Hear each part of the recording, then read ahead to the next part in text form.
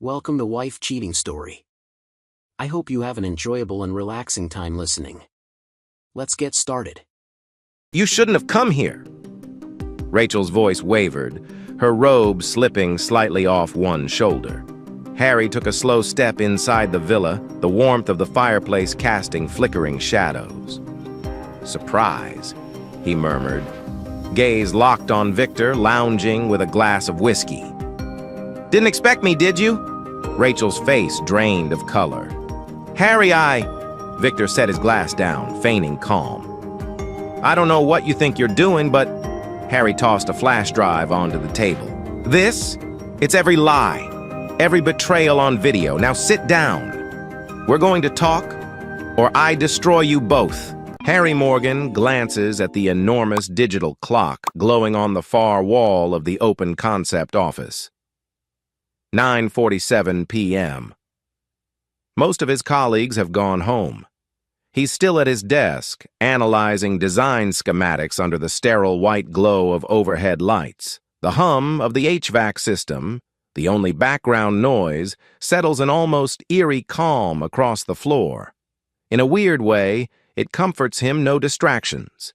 He flips through rendered sketches for the South Bay complex, a multi-million-dollar contract that could single-handedly earn him the partnership position he's been eyeing.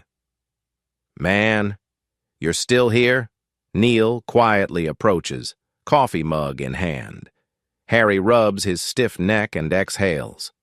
Working until I can't see straight. Then I'll keep going a little more.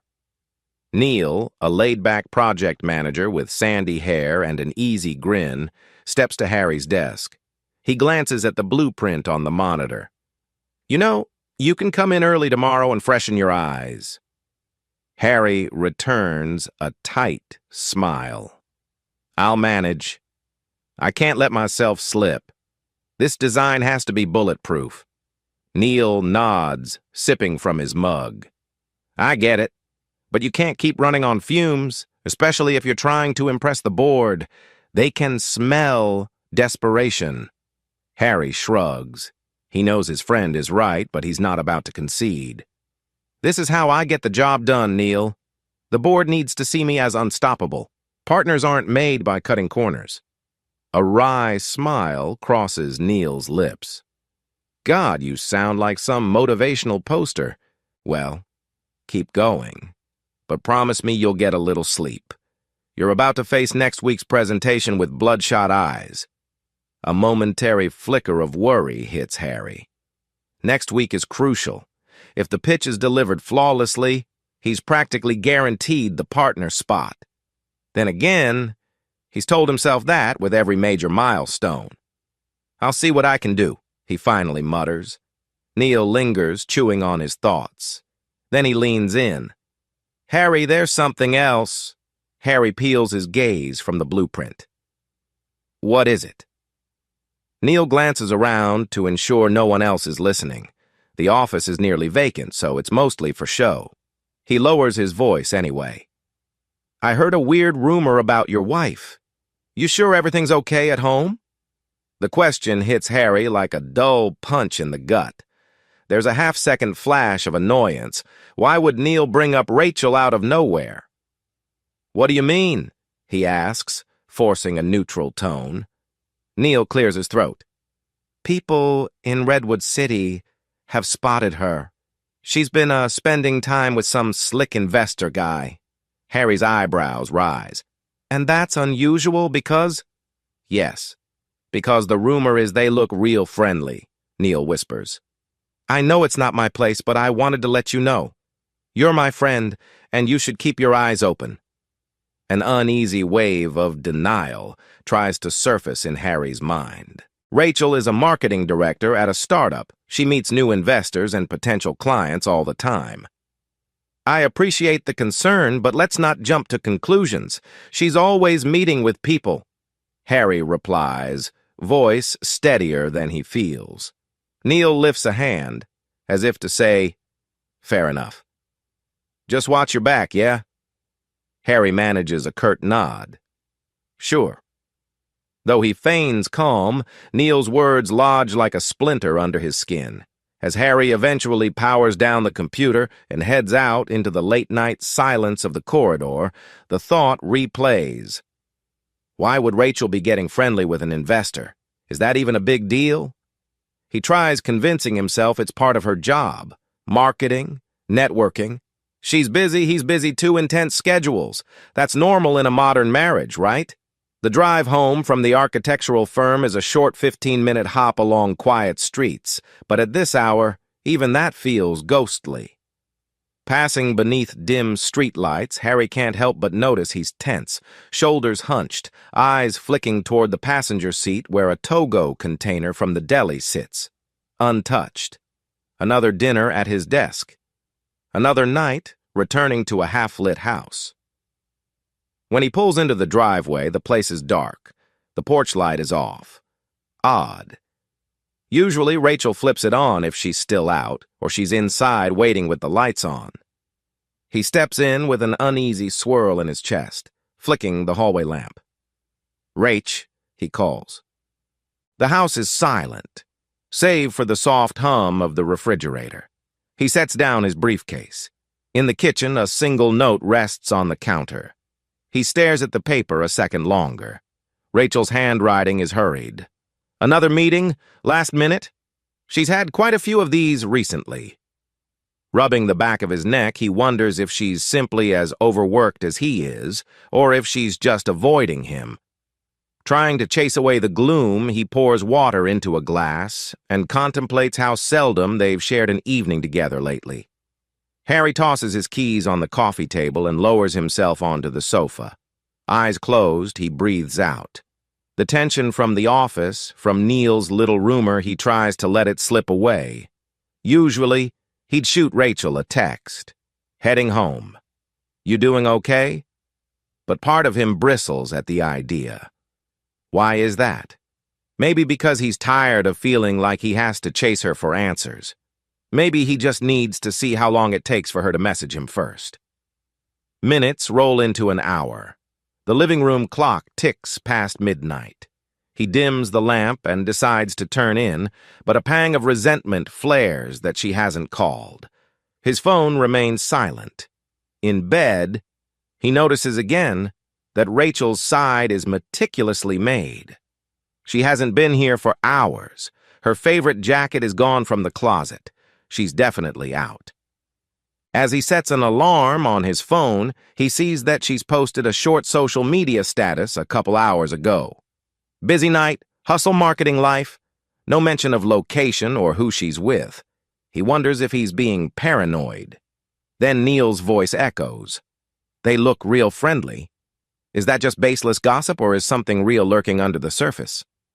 When Harry finally drags himself out of bed the next morning, he spots Rachel rummaging through the fridge in her blouse and skirt. She looks fresh-faced, hair pinned in a stylish bun. That slight smell of expensive perfume lingers in the air. "Morning," he says, stepping into the kitchen. She glances over. "Hey, sorry about last night, it was crazy. We had to finalize a brand proposal for a new client. I crashed at the office lounge." He nods. "Long night for me, too." He tries to sound neutral, but inside he's analyzing every shift in her expression. Rachel sets a half-empty yogurt container on the counter. "I'm heading out early. That pitch is still incomplete." She picks up her phone from the counter. The device is face down, as usual, with the volume muted. "We can do dinner tonight if we both get home at a decent hour." Harry can't help the slight curl of his lips that isn't quite a smile. "Sure, let's try." Just as she's about to dart off, he steps closer. "Hey, by the way, someone said they saw you in Redwood City with some big-shot investor." Rachel's eyes flicker. "Oh, probably Victor," she says casually, smoothing a wrinkle on her skirt. "He's a potential lead for the startup. I've had to meet him a few times." "Why?" He shrugs, though his pulse leaps. "No reason, just curious." Rachel scoffs. "It's just business, babe. I'm always networking, you know that." She presses a light kiss to his cheek, and in a flash, she's gone. Harry stands there for a good minute. She confirmed that name. Victor. She made it sound like no big deal. But the speed of her reaction, the forced, casual tone, did that mean something? Later that same day, he meets Katie, a mutual friend, at a local cafe near his firm. Katie had texted him earlier. Need to talk. Now, under the warm smell of espresso, Katie is fidgeting with her latte, avoiding eye contact. "How's it going, Katie?" he begins, trying to lighten the mood. She barely cracks a smile. "Oh, busy. Stressing. Actually," she sets her latte aside. "I'm worried about Rachel." He takes a measured breath. "Worried? How?" Katie twists the napkin in her hands. "She's changed, Harry. I think maybe you should keep an eye on her." His heart clenches. "What are you not telling me?" Katie's eyes dart around. It's like she's afraid of someone overhearing. "Look, I don't want to cause trouble, but I got a weird vibe. She's been bragging about some investor guy who's like a godsend to her career. I only saw them together once at a lounge event, but they seemed close." Harry's throat tightens. "Close how?" Katie lowers her voice to a whisper. He had his hand on her lower back, leaning in, whispering in her ear. She didn't pull away. He clenches his jaw, forcing calm. "Okay. Thank you for telling me." She exhales. "I'm sorry, I really am. Maybe it's just a misunderstanding." Harry can only muster a short nod. Inside, the swirl of dread intensifies. Another person seeing them together, another person noticing the closeness. That night, after a grueling day at the firm, Harry notices Rachel's handbag strewn across the living room couch. She's apparently out again, but in her haste, she left a bright red USB flash drive on the coffee table next to her laptop. He picks it up and stares, a gnawing curiosity forming. Could it hold any relevant clues? He steps to his own laptop, inserts the USB, and sees a folder named Victor and R. The naming alone jolts him. He hesitates. This is a breach of privacy, right? But his entire being is wound up in suspicion. Maybe it's just marketing docs. He double-clicks. Inside are multiple subfolders: Pitches, Confidential, Monterey Weekend, and something titled Future Opportunity, PDF. He opens the image folder from Monterey Weekend and sees Rachel in a plush hotel bathrobe, standing beside a man who's only partially in frame. The man's torso is visible, an expensive watch on his wrist. They're on a balcony overlooking the ocean. Rachel's face is turned upward, smiling with a warmth he hasn't seen in her eyes for months. Harry's insides twist. This is no casual meeting. This looks personal, intimate, even if the man's face is just out of the photo. He forces himself to breathe. This is the proof, he thinks. Harry wakes the next morning, eyes gritty from lack of sleep. He spent half the night replaying those images in his mind.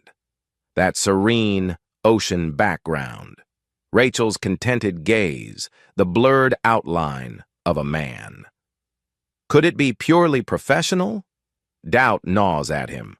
The folder literally said Monterey Weekend, not Marketing Weekend. He hears rustling in the kitchen. Rachel must be up early again. Without pausing to shower or fully dress for work, he marches downstairs, the USB flash drive clutched in his hand. She's half turned away, making coffee. He clears his throat. "Rachel, you got a minute?" She glances back, hair still damp from a shower, wearing an elegant blouse. "Sure. Quickly, though, I'm due at a breakfast meeting." He holds up the USB.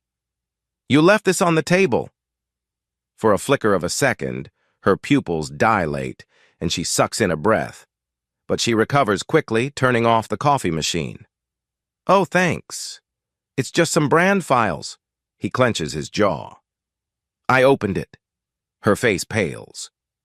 You opened it? A tense beat. Yeah. I saw pictures from Monterey. You in a bathrobe. With a man. She licks her lips, swallowing. Harry, that's not... You shouldn't have snooped. That's private. His pulse spikes.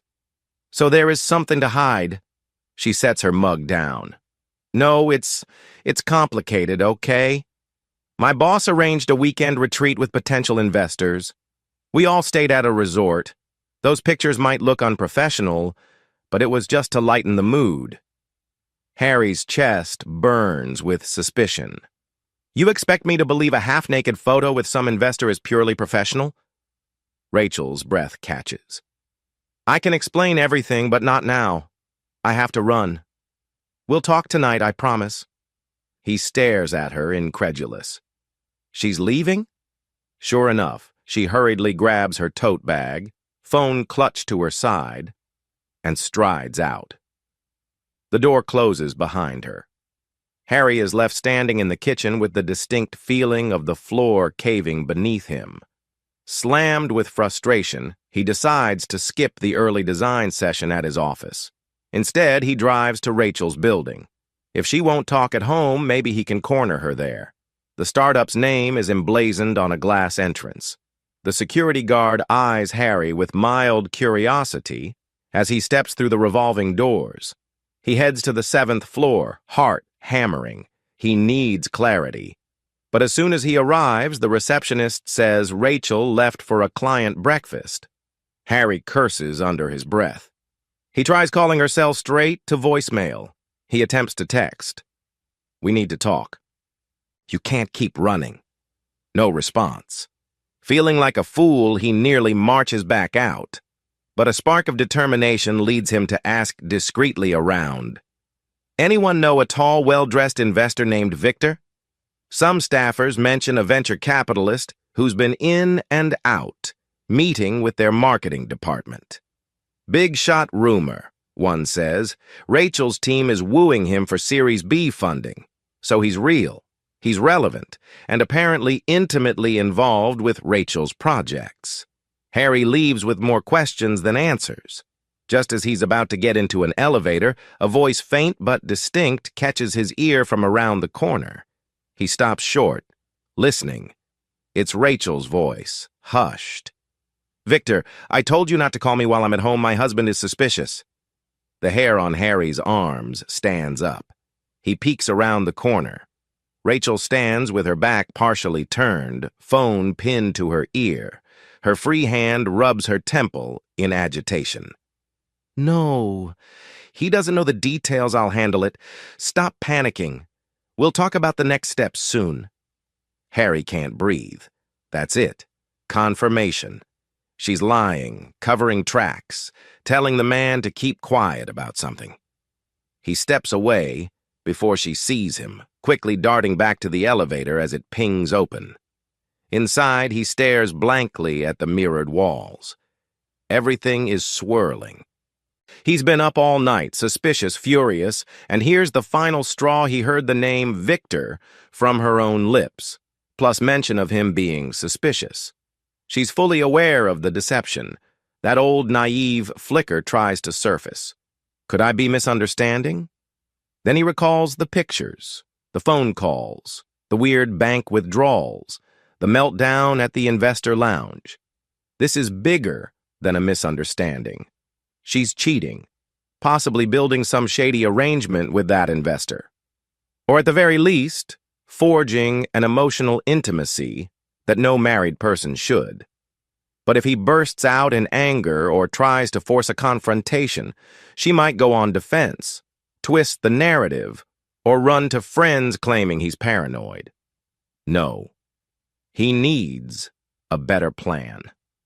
A more thorough approach. He exhales, stepping into the bright mid-morning sunlight outside the building. I won't be the clueless husband who yells, he says to himself. I'll get proof and bury him. Harry returns to his own firm. The hustle of midweek is in full swing. Interns scurry with files, Architects discuss new layout revisions, and phones ring every few minutes. Harry, ignoring the glare from a junior associate about his tardiness, rushes to Neil's cubicle. Neil's lips part in mild surprise. "You look like hell, man." Harry rubs his face. "I just confirmed. My wife is definitely sneaking around with some investor named Victor." Neil's eyes tighten. "Harry, I'm sorry." Harry glances around, making sure no one's eavesdropping. "I need to hire a private investigator, someone discreet." "You said you know a guy?" Neil nods. "Yes, Cole Parker. He's done a few under-Theradar investigations for some colleagues. He's not cheap, but he's thorough." Harry pinches his brow.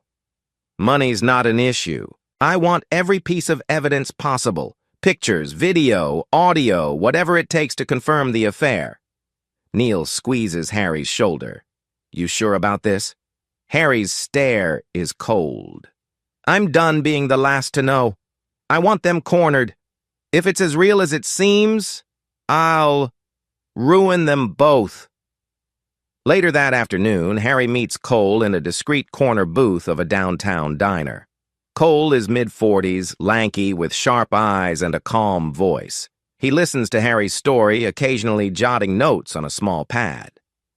"So," Cole says, twirling a coffee stirrer, "you suspect your wife is involved with this Victor, who invests in her startup. You need proof." Harry nods. "Yes. Photos, timestamps, recordings of them being intimate if possible." Cole sets his pad aside. "It's best if I follow her routine, track her from office to after hours. That means I'll need access to any schedule or contact leads you have. Also, if you have phone logs, credit card statements, anything that might indicate her movements, it'll help." Harry fishes a few documents from his bag.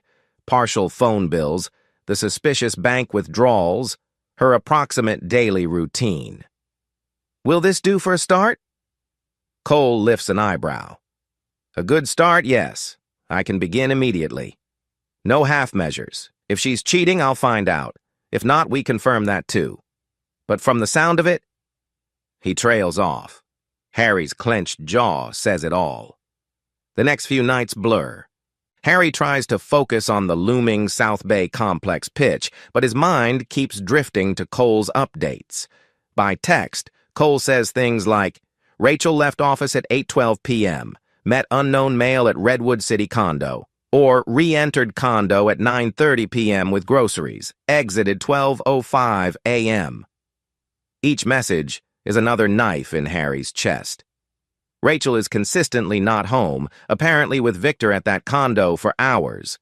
He pictures them laughing, sharing wine, maybe more. The thought ignites a fury that eats at his focus. One night, at nearly 3 a.m., Harry stands at his drafting table, inking lines on a paper blueprint, eyes bloodshot. "I'll bury them in their own lies," he murmurs. "I won't lose my mind. I'll handle it systematically." On a midweek afternoon, Harry gets a text from Katie. "I need to unburden. Please meet me at the corner cafe." He arrives, noticing her chewing her lip, face drawn. She looks like someone who hasn't slept. "Harry," she says, voice trembling. "I can't keep quiet. I saw Rachel and Victor at a big marketing retreat last month in Palo Alto. They were basically inseparable. I thought it was just professional, but..." Her eyes fill with guilt. "I found them in a hallway late at night looking extremely cozy. He was definitely running his hand along her waist." Harry's head throbs. "Why didn't you tell me sooner?" Tears form in Katie's eyes. "I didn't want to blow up your marriage. I was hoping it was nothing. But then I heard rumors, and I'm worried you're getting blindsided." "Better late than never," Harry mutters, voice tight. He stands abruptly. "If you find out anything else, you come to me first. Understood?" Katie nods, tears sliding down her cheek. "I'm so sorry." Harry walks out of the cafe. hands fisted in his jacket pockets. Inside, a silent vow resonates. Every accomplice, every enabler, they'll all pay if they helped cover this up. Cole's final message comes on a Friday evening. Got a thick envelope for you. Confirmed sightings? Photos? She's definitely with him. Harry meets Cole in a dark corner of a parking lot behind a shuttered store. The PI hands him a manila envelope. It's all in here. They act like a couple dinner? Then his condo. I'm sure more's going on, but you'll see for yourself. Harry flips through the contents under the dim overhead light. Crisp color photos show Rachel in a clingy dress, leaning intimately into a tall man with short dark hair, expensive watch. Another photo, them entering the building's lobby. Another, them on a balcony, champagne flutes in hand. Each image is time-stamped. The date reads, last Friday. At that exact time, Rachel had told him she was pulling an all-nighter at the office. He's never been more certain or more furious. He tucks the envelope under his arm. Thank you, Cole. Keep a low profile for now. If there's more to find, I want it. Meanwhile, I'll decide my next move. Cole just nods. Understood. Harry slides into the driver's seat of his car, slamming the door shut. He holds the envelope on the passenger seat, breathing in shaky bursts. There's no more guesswork. She lied. She's lying daily. He grips the steering wheel until his knuckles blanch. But letting rage consume him is not the plan. The plan is methodical revenge. They're gonna regret underestimating me. Monday morning, Harry moves with uncanny calmness. He wakes early, transfers a large chunk of savings from their joint account into a new personal account in his name only. He's always earned more, and the majority of their nest egg is from his salary and bonuses. But she, ironically, has partial access to these funds. Not anymore, he thinks. He also cancels a credit card they share. He isn't naive Rachel might notice eventually, but for now, the online bank statements remain hidden behind his credentials. If she tries a huge withdrawal for any reason, she'll be in for a rude awakening. That evening, Rachel strolls in with a bright plastic shopping bag containing groceries for dinner. She's wearing a pencil skirt, her hair immaculate, and a faint flush on her cheeks. Hey, honey, I thought I'd cook for us tonight. Haven't done that in a while. Harry forces a warm grin. Sounds great. Let me help. Inwardly, he feels an odd sense of satisfaction at playing the oblivious spouse. If he acts too suspicious, she might go underground or hide deeper. He needs her to keep believing he's clueless or too busy to notice. She begins chopping vegetables, humming softly to herself. How's your big project at the firm? Progressing, he replies, stirring sauce in a pan. Might land the final pitch in a couple of weeks. Fingers crossed. She nods, all smiles. I'm so proud of you, Harry. You work so hard. He studies her. She's outwardly affectionate, but he wonders if, just this afternoon, she was in that Redwood City condo again, locked in Victor's arms. The mental image stings, but he keeps his composure. He's not letting raw emotion sabotage his plan. Later, as they sit at the dining table, Rachel glances at her phone. She hastily flips it face down again, as if out of habit. But in that brief second, Harry glimpses an email subject line. Napa? Looking forward to next week. He says nothing, but his mind leaps. Napa? Another weekend away? Another cover story about brand meetings? After dinner, as Rachel tidies up, she leaves the laptop open on the counter for a moment. The screen is dim, but the email client is visible. Quietly, Harry sneaks closer, just to see if he can glean anything. Sure enough, an open thread titled, Future Escapes Napa. He only reads a snippet. Victor. Don't worry about Harry, he's so busy. He'll never notice. He feels a red-hot flash of anger. So they laugh about him behind his back, calling him oblivious. He calmly steps away before she catches him. The next day at work, Neil strolls into Harry's office, shutting the door behind him. "Thought you should know something. I did some quick checks on that investor, Victor." Harry looks up from his blueprint. "And?" Neil folds his arms. "He's involved in multiple local real estate expansions. Word is he's interested in forging alliances with architecture firms, particularly ours, if it suits his bottom line. He's cunning. Rumor says he also manipulates personal relationships to gain leverage." Harry's jaw tightens. "Meaning he uses the spouse of a key employee to get a foothold?" Neil grimaces. "Possibly. If that helps him control the employee's decisions at the firm. Maybe he expects you to hand him the prime contracts if you become partner." Harry scoffs darkly. "So I'm just a stepping stone.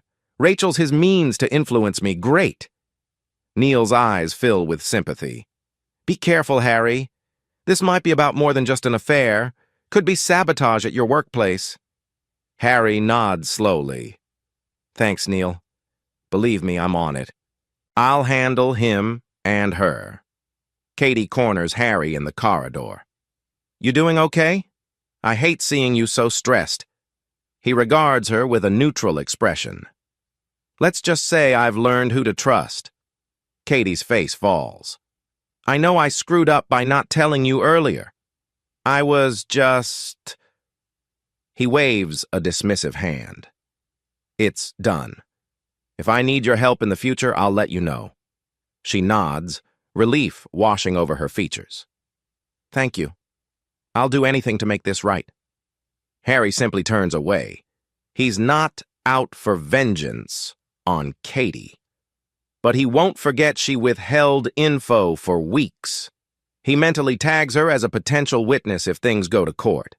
That night, Rachel all but gushes about exciting new developments at the startup, carefully not naming Victor. She suggests they plan a weekend getaway soon, once things calm down. Harry smiles, swirling wine in his glass. "Yeah, definitely. We should talk specifics tomorrow." She beams. "Great. I miss traveling with you." Inside, he smirks cynically. She's about to travel to Napa with Victor in a few days, apparently. She's so brazen.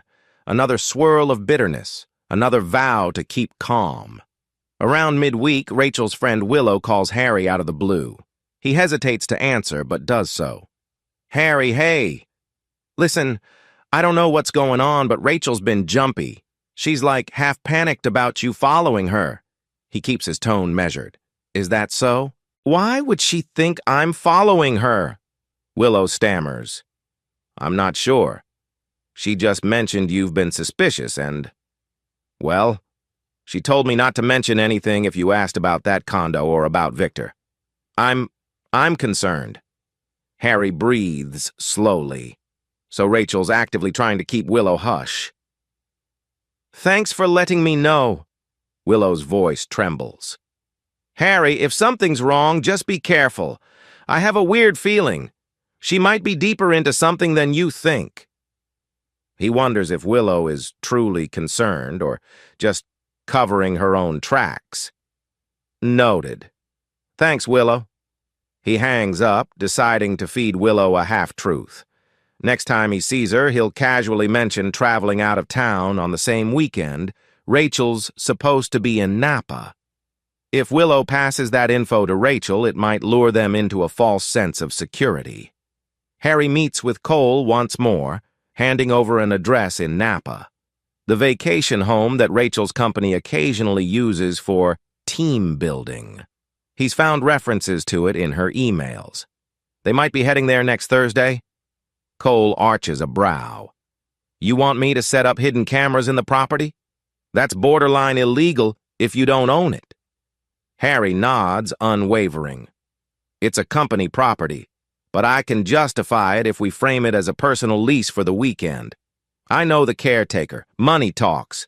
I'll handle the caretaker. Say I want the place for a private romantic weekend. Then you wire it up." Cole rubs his jaw. "All right. Just know we're tiptoeing into dicey territory. If done carefully, it'll yield undeniable proof. Do it. I want them on tape. No more he said, she said. Cole shrugs. Your funeral. Let's see how it goes. On Friday night, Harry's phone pings. The message reads, Hey, babe. Can't wait to see you in Napa next weekend. You still up for the scenic route? Rachel! He stares, slack-jawed. She's texting the wrong number by accident. That message is obviously meant for Victor. Or maybe she's being reckless. Scenic route. Indeed. She must not have realized she typed in Harry's contact. Another wave of twisted satisfaction envelops him. She's basically confirming the entire plan. He replies with a simple, got it. Let her assume it's Victor responding. This is gold. The final piece that ensures she's stepping into the trap. In the days leading up to Thursday, Harry's firm is in frantic negotiations to finalize that big design contract for the South Bay complex. The managing partner, Henry, calls Harry into a closed-door meeting. Harry, Henry begins, tapping a thick binder.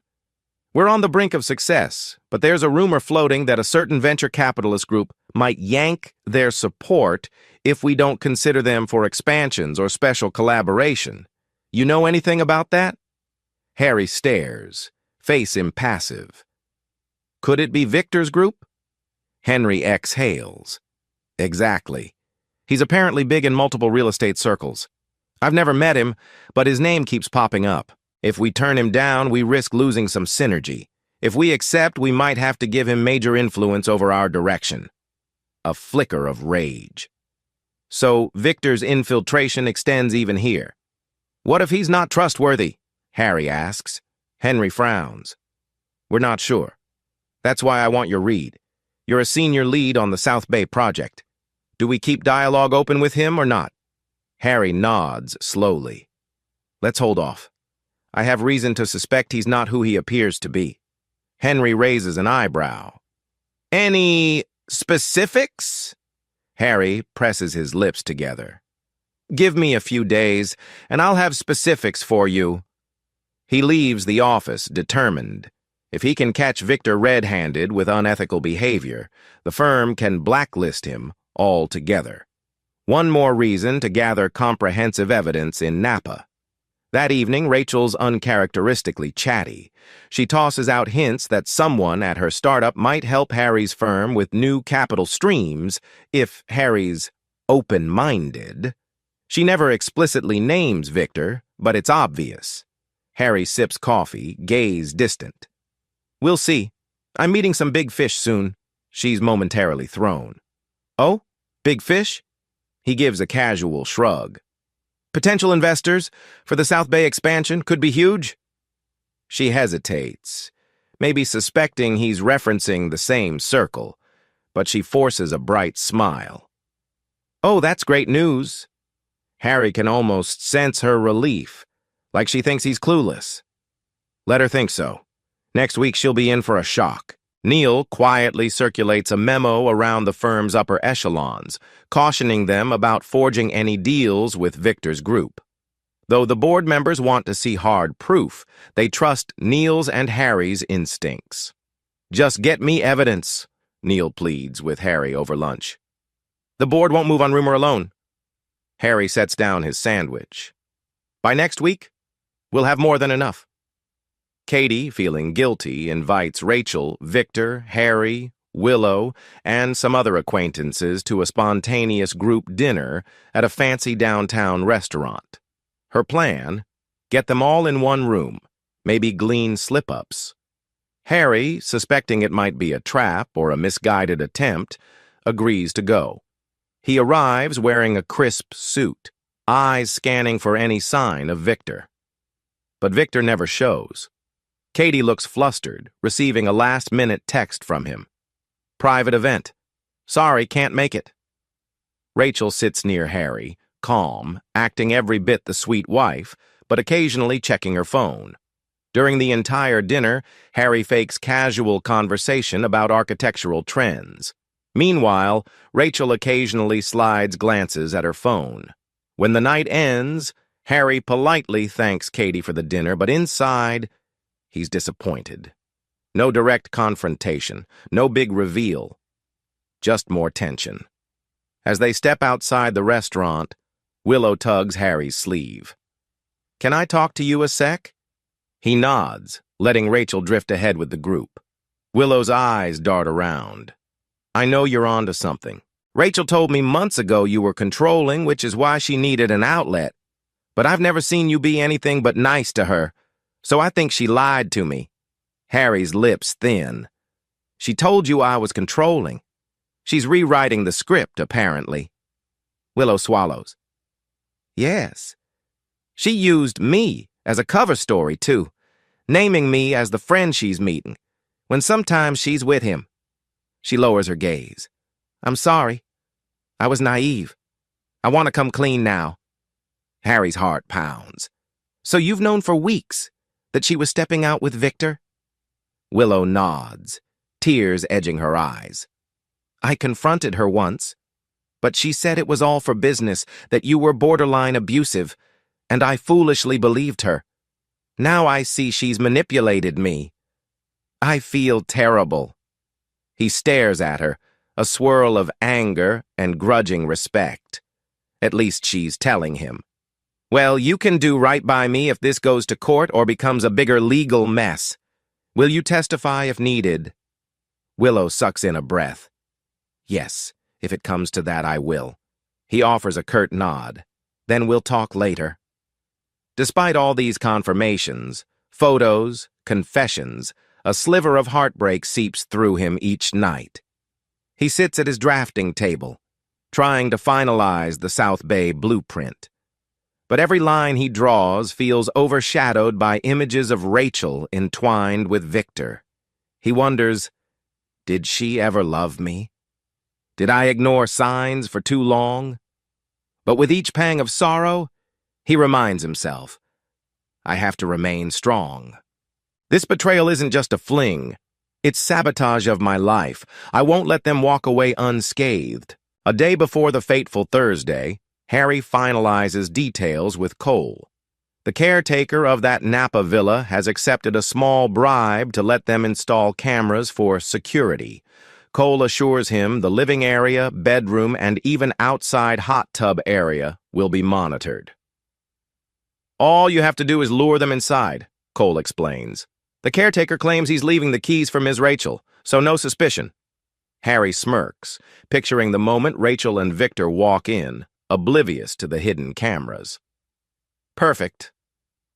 Late that afternoon, Harry's phone rings. Caller ID, Victor.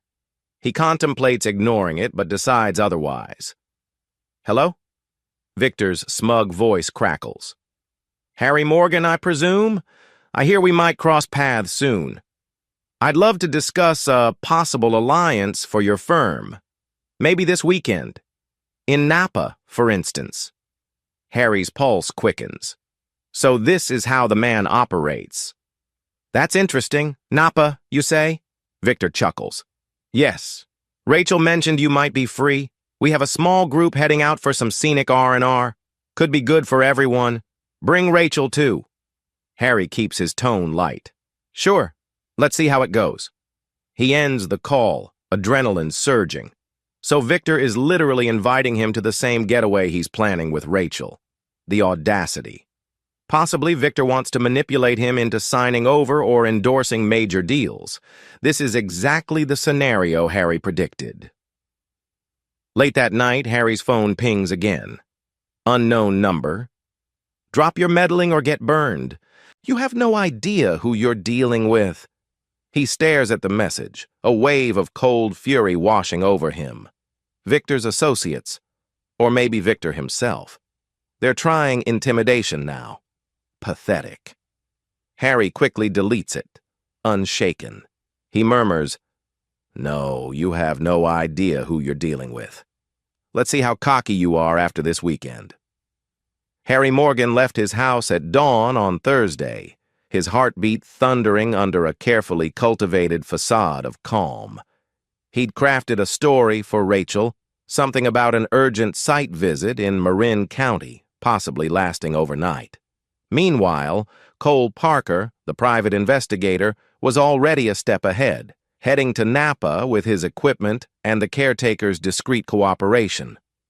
The caretaker, an older man named Wallace, had been more than willing to pocket extra cash in exchange for letting Cole install a few security measures around the villa. By mid-morning, Harry was cruising north on a winding highway, each mile laced with tension. Outside, the California sunshine spilled across rolling hills, rows of vineyards shimmering in the distance. Tourists would be giddy about wine tastings and scenic drives. But Harry's mind was anchored in a darker place. He was about to watch his wife's affair unfold in real time, gathering the final nail in her coffin. And he wasn't sure whether he felt more dread or grim anticipation. He pulled off the main road onto a narrower lane lined with tall cypress trees. Cole had texted him coordinates for a vantage point, a small guest cottage about half a mile from the main villa. The caretaker, Wallace, was allegedly heading out of town for a long weekend, having handed over the keys to the bigger house so that Ms. Rachel and her guest could enjoy it without hassle. When Harry arrived at the cottage, Cole was outside, dressed in a nondescript polo and jeans, fiddling with a laptop on the hood of his SUV. The manila envelope from the Redwood City surveillance was nowhere in sight, but Harry didn't need to see it again. He had those photos burned into memory. Cole lifted his gaze and waved. "You made good time." Harry killed the engine and stepped out, tension coiling in every muscle. "Yeah, traffic wasn't bad. What's your plan? You want to hole up here while we wait for them to arrive?" Cole jerked a thumb toward the distant silhouette of the villa's roofline, half hidden by trees. "We're set up with cameras in the living room, the master bedroom, the hallway leading to the bedroom, plus the jacuzzi area out back. Should be thorough enough to get any activities on record." Harry nodded, swallowing a bitter taste. Activities.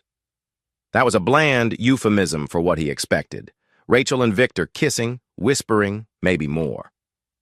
"Yes, thorough is good. You got audio too?" Cole tapped the side of the open laptop. "High-grade mics in the living area and bedroom. We'll be able to hear them speak. The hot tub mic might be trickier due to water noise and distance, but if they talk loudly, we'll pick up enough." Harry forced out a breath. "Perfect. Once they show up, I want to watch the live feed." Cole gave a somber nod. "That's going to be tough to see in real time, you know." Harry's gaze flickered. "I can handle it." Cole pursed his lips. "All right. The caretaker said the pair was expected sometime late afternoon. Something about them wanting to beat weekend traffic. We'll keep an eye on the driveway." Harry set his jaw, then carried his overnight bag to the cottage's small living area, which smelled of old wood and lemon polish. The plan was to remain unseen until they had enough footage for Harry's next move. Inside, Cole had a makeshift command center with a larger monitor connected to multiple camera feeds.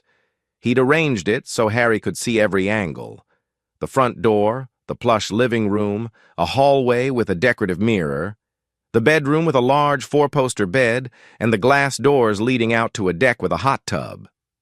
On each feed, the place was empty, sunlit, innocuous. Soon, it would be the stage for Rachel and Victor's betrayal. Harry studied the screen, arms crossed. "You sure the caretaker won't mention me or you?" "I'm sure," Cole said flatly. "Money talks. That old guy's loyal to his wallet. He'll keep his mouth shut." Harry grunted, pacing a tight circle across the worn rug. The morning dragged, tension mounting. Occasionally, Cole stepped outside to smoke, sending puffs of cigarette odor through the open window. Harry found himself biting his nails, a habit he usually never had. Around noon, Cole offered to make some sandwiches. Harry accepted, though he barely tasted the dry turkey on wheat. His stomach was in knots, anticipating the moment that silver luxury car might roll up with Rachel in the passenger seat. At approximately 3:52 p.m., one of Cole's phone alarms pinged. He sprang up, leaning toward the monitor labeled driveway cam. Harry followed his line of sight, heart pounding. A sleek, dark sedan turned up the gravel path, pausing near the front porch. The windows were tinted, but Harry needed no guess as to who was inside. The driver's side door opened first, and out stepped Victor. Tall, impeccably dressed in a casual sports jacket, hair carefully groomed. He glanced around, presumably checking the surroundings. Then the passenger door opened, and Rachel emerged, wearing a summery white dress with a low neckline, her hair in loose waves. Harry clenched his jaw, so she made time for her nails and hair, but never for me. A black wave of anger swirled in his chest. On screen, Victor popped the trunk. Rachel rummaged for a moment, producing a small suitcase and a tote bag. They exchanged a brief kiss, already comfortable being openly affectionate.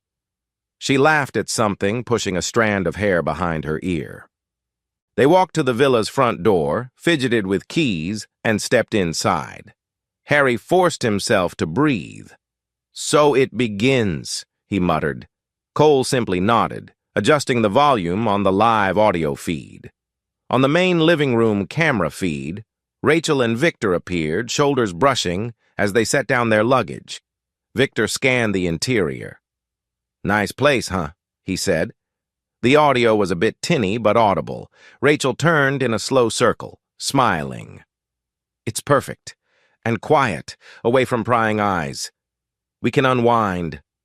Harry's stomach churned. He watched Victor slip an arm around Rachel's waist, pulling her close. She angled her face up, kissing him softly, her fingers drifting along his jawline. Her posture was relaxed, almost happy. Harry felt an icy stab. That's the kind of ease she never shows me anymore. Victor nuzzled her neck.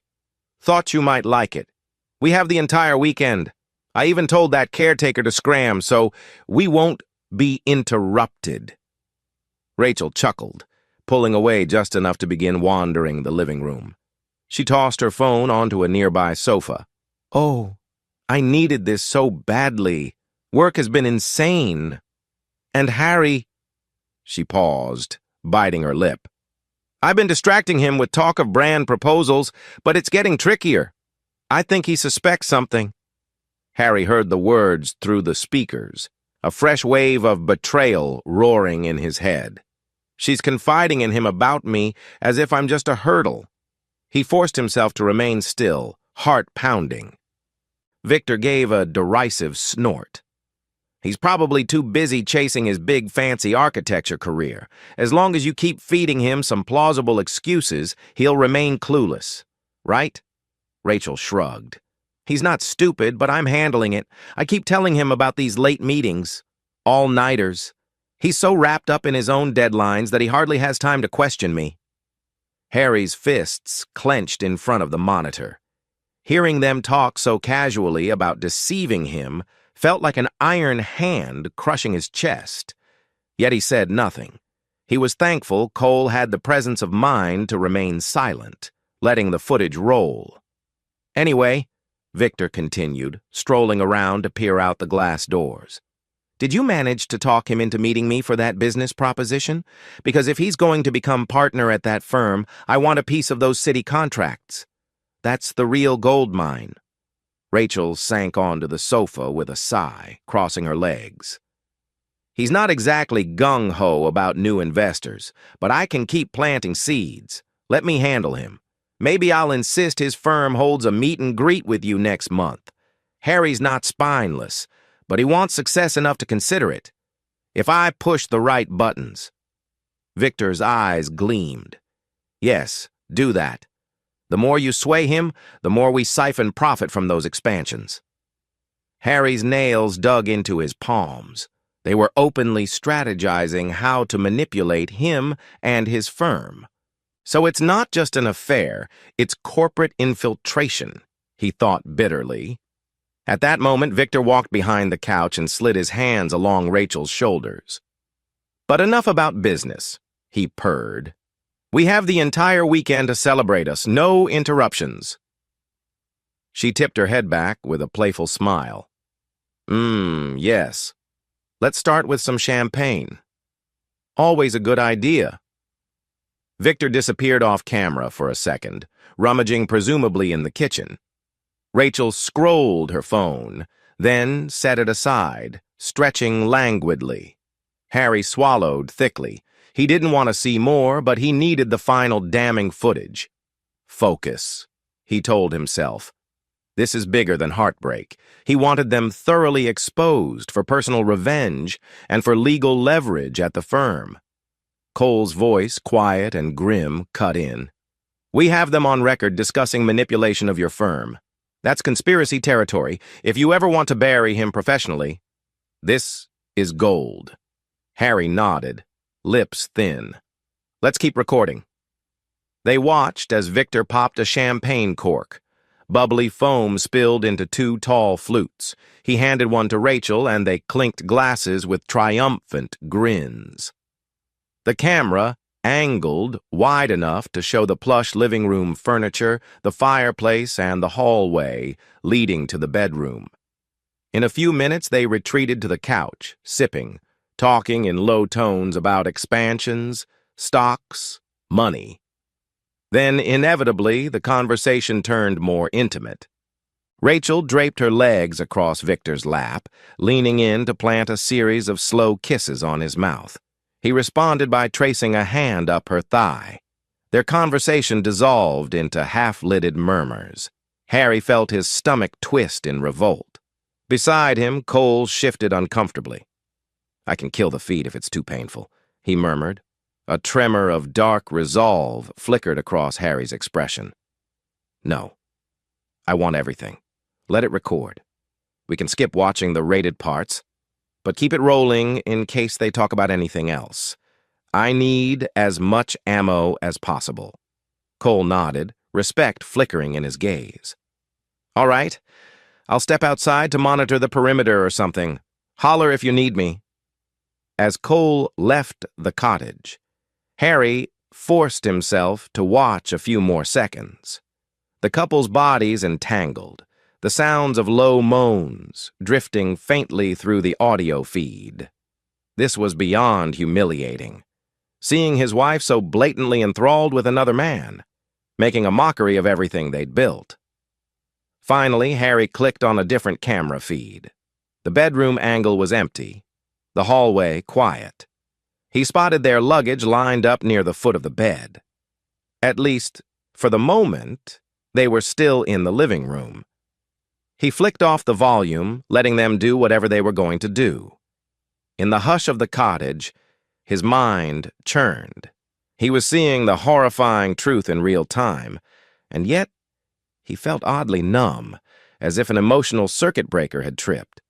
Maybe that was necessary so he could proceed with his plan without being crippled by rage. Harry's phone vibrated on the tabletop. The screen read, "Willow." He quickly stepped away from the laptop and answered in a low voice, not wanting to hear Rachel moaning in the background. "Yes?" Willow's voice sounded urgent. "Harry? I just got a text from Rachel. She said she's out of town for a business conference until Sunday. I assume you already know about that?" Harry let out a dry chuckle. "Yeah, I might have an idea where she is. She also told me to keep you distracted if you ask about her whereabouts, so apparently she's worried you're on to her." Willow paused. "I told her I'm busy all weekend, so I can't be her decoy. Just giving you a heads up." Harry closed his eyes. "Thanks.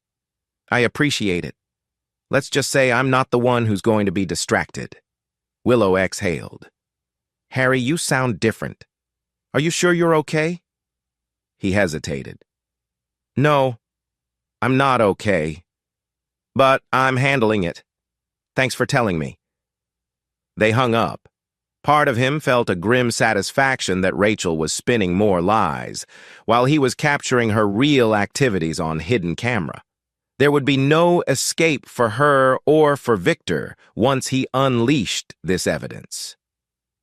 Barely half an hour later, Cole returned from stepping outside, tapping a phone call of his own. "Harry, got Katie on the line. She says she has new intel about Victor's associates. She insists on speaking to you directly." Harry groaned inwardly. "All right." He took the phone. "Katie, it's me." Her voice crackled. "Harry, I need to come clean about something else. Remember I mentioned I was kind of involved with one of Victor's friends?" I didn't realize how deep it ran. That friend's name is Dominic, and apparently Dominic has been feeding Victor insider info about your architecture firm for months. He's leveraging it to sabotage your position, so you'll be forced to rely on him for some rescue funding. Harry's grip tightened. "Are you serious? That means we're dealing with a ring of corporate manipulators, not just one guy and my wife." Katie sniffled. "Yes, exactly. I'm so sorry. I never wanted to help them, but Dominic convinced me it was harmless. Now I see it's part of a bigger scheme." Harry forced a measured breath. "Then do me a favor. Gather any evidence you have, texts, emails, anything that shows Dominic or Victor's wrongdoing. If or when this goes to litigation, I'll need a statement from you." Katie hesitated. "Yes, I'll do it. I'll forward it all to you. Just promise you won't drag me under unless absolutely necessary." Harry's tone remained icy. "We'll see. If you fully cooperate, I might spare you. But I won't let any co-conspirators skate by if they threaten my livelihood." Katie's subdued voice whispered, "I understand." He ended the call, handing Cole's phone back. Another web of betrayal, but ironically, it bolstered Harry's case. With Katie's admission, he could not only ruin Rachel's affair, but also expose potential corporate crimes that would bury Victor. Let them keep playing their game, he thought. I'm about to flip the board. Returning to the monitor, Harry saw that Rachel and Victor had moved from the couch to the bedroom. They were half-dressed, rummaging in suitcases. He turned down the brightness, not eager to watch. Then a sudden surge of conversation crackled through the feed, so he raised the volume slightly. Rachel's voice, a little muffled. "If Harry does figure us out, I can always claim he was abusive, that I had to escape for my own safety. People might believe me if I cry enough about it." Harry's jaw dropped, a wave of raw outrage flooding him. Victor snorted. "That's a dirty tactic, but yeah, it might work. Or we can try to leak a scandal about his firm. The last thing your precious husband wants is negative publicity around the time he's courting major city contracts." Harry's heart hammered. They'd fabricate abuse allegations. They'd smear the firm. Rachel laughed softly, though there was a brittle edge to it. "We just have to be careful. If he calls me out publicly, I'll spin it so he looks like the controlling spouse who neglected me. Everyone saw him working late every night. That's easy to twist into him ignoring me for months." Victor said something that Harry missed, but Rachel's next words rang clear. "He'll never see it coming anyway. Worst case, I vanish with you, and he's left to pick up the pieces." Harry almost crushed the corner of the desk in his grip. The gall. This was more than an affair. It was malicious planning to destroy him if he dared expose them. He willed his breathing to steady. Let them talk. Every word was more evidence in his arsenal. Standing in the half-lit cottage, Harry trembled with the intensity of his fury, but he also felt a strange numbness, as if his mind was a glacier of ice. The heartbreak and betrayal could wait. Right now, he was meticulously storing every line, every snippet of dialogue in his memory. They were hanging themselves with their own words. This was the payoff for his patience. Cole, reading Harry's expression, murmured, "That's enough, man. We have everything we need. We can get them nailed for blackmail, fraud, adultery, defamation attempts, you name it." Harry's lips curled in a humorless smile. "Let them keep going. The more they talk, the less they can claim plausible deniability later." Cole nodded. "So, what's next?" Harry exhaled slowly. "We wait until they've fully incriminated themselves. Maybe I'll confront them before they leave, or maybe I'll handle it after. I want to see how far they go." Cole glanced at the monitor. "They might break out the hot tub soon. We have it on camera if they do. You sure you want to watch that?" Harry clenched his teeth. "No, but let's keep it rolling anyway. The more data, the better." He stepped outside for a moment, inhaling fresh air. The sky was brilliant with late afternoon sunshine, but he felt overshadowed by a storm of revenge. Rachel's big plan. If he calls her out, she lies about abuse. Harry's mind churned with potential counters. He'd produce these recordings, show the vile conspiracies, let the world see who she truly was. And maybe that's not enough. He wanted to break them. He wanted them to lose everything they cherished. The hours crawled. By evening, the villa's cameras showed Rachel and Victor finishing dinner, a cozy meal of takeout they'd apparently brought with them. They shared more champagne, giggling over private jokes. Their conversation occasionally drifted back to the topic of controlling Harry or exploiting the architecture firm's upcoming expansions. Through the feed, Harry caught references to major profit margin and payout in the next 6 months. Clearly, Victor saw an opportunity to worm in if Harry was gullible. Then came the real punch to Harry's gut. Rachel lamented that Harry's only good for working late and paying bills. She described how she'd quietly siphoned extra money from their joint account under vague marketing expenses. They both shared a nasty laugh about it. Victor teased, "At least he's financing our dinners." And Rachel responded with a flippant, "If only he knew." That was the final straw. Harry's earlier vow to wait until they left Napa faded. He turned to Cole, voice taut. "I'm confronting them tonight." Cole raised an eyebrow. "That might be risky. If you want them fully unprepared, we could gather more in the next day or so." Harry shook his head. "I've heard enough. They're plotting to ruin my name, steal from my firm, and blame me for imaginary abuse. That's all I need. We have hours of recorded proof. Let's end this now." Cole hesitated, then shrugged. "All right. How do you want to do it?" Harry breathed in sharply. "I'm going straight in, catch them by surprise. You stay close with the camera, maybe record everything. I want them to sign certain documents, NDAs, confessions, if possible. If they refuse, we threaten to release the footage. They'll cave." Cole pursed his lips. "That's a heavy play, but it'll definitely rattle them. I'll get a portable camera rig, let's do it."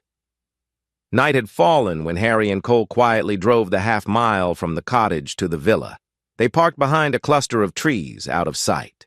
The main house was lit in a warm glow. Through the large windows, silhouettes moved Rachel and Victor in the living area, from the look of it, possibly dancing to soft music. They're celebrating their fun weekend, Harry thought bitterly. Cole set up a small body cam pinned under his jacket. Harry straightened his shoulders. "You ready?" Cole asked. Harry nodded. "Let's do it." They approached the door, the gravel crunching faintly. Harry tried the knob, it was locked. He gave 3 sharp knocks. Inside, through the curtains, he saw the movement stop. A few seconds later, the door cracked open, revealing Rachel, hair slightly tousled, wearing a flowing robe. The look on her face melted from confusion to horror as she recognized Harry. "What, how?" Harry pushed the door wide, stepping in. "Surprise!" he said in a clipped tone, scanning the room. Victor stood near the couch, brows furrowed, a glass of whiskey in hand.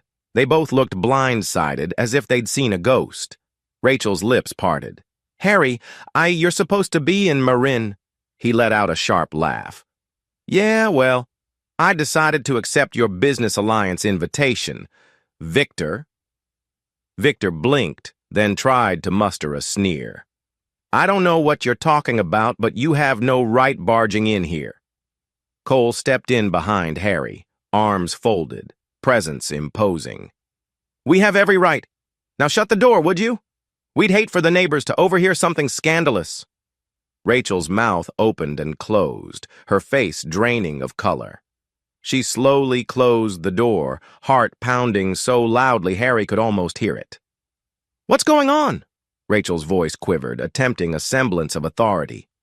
You shouldn't have come here. This is... Not what it looks like, Harry finished sarcastically. Because what it looks like is that you've been having an affair with this parasite, and you two plan to sabotage me and my firm. Did I miss anything? She shot Victor a panicked glance, then tried a shaky defense. Harry, it's not what you think I was forced. Victor has been pressuring me for weeks. I couldn't say no. Harry held up a phone as if playing from memory. Bullshit. I have audio. I've heard you bragging about how clueless I am, how you'd blame me for abuse if I exposed you. And you, Victor, you threatened to bury me with legal teams, right? Claiming you had connections. Victor's bravado flickered. He set his whiskey glass down carefully on a side table. If you go public with these accusations, you'll regret it. I can still bury you, and your friend there can't save you. Harry barked a mirthless laugh. Really now? Because from what I see, you're the ones who'll be ruined. He turned to Cole, who discreetly angled a small camera from his jacket. Tell them, Cole. Cole spoke calmly. I have hours of footage from Redwood City, plus everything from inside this villa since about 3 p.m. today. Every conversation, every intimate moment. You threatened him, you plotted fraud, you admitted siphoning funds. It's all documented. Enough to sink you in civil court, maybe even criminal. Rachel's face paled further, knees wobbling. How did you... We were told the caretaker wouldn't be around. Victor cut in. What caretaker? This is trespassing. It's illegal. I'll sue you for invasion of privacy. Harry advanced a step, eyes cold. Sue me, Victor. Go ahead, because then we'll produce every piece of evidence in open court.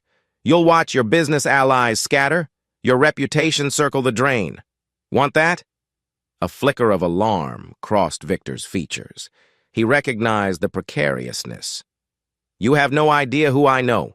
If you release anything, I'll have my associates bury you. Cole interrupted in a calm voice. We'll release it publicly. To all major investors, local networks, maybe even the district attorney if we see fit. Then you can try burying a scandal that's already gone viral. He let the threat hang. Harry decided to hammer in the next nail. We're willing to keep this quiet, but it'll cost you. Sign over any interest you have in deals that relate to my firm. Pay restitution for the money you manipulated out of Rachel or from me. And you, he looked at Rachel with ice in his eyes, will sign a confession of adultery and wrongdoing in the marriage. We get divorced on my terms. Rachel's lips trembled. Harry, baby, please, let's talk privately. She tried to step closer, hand outstretched. He recoiled. Don't you dare call me baby. Rage crackled in his voice, but he kept it measured. You destroyed our marriage. Don't think you can sweet-talk your way out. And if you're worried I'm overreacting, let me remind you. I have everything on tape. You tried to ruin my life, Rachel. You're done. She quivered, tears threatening. I was confused.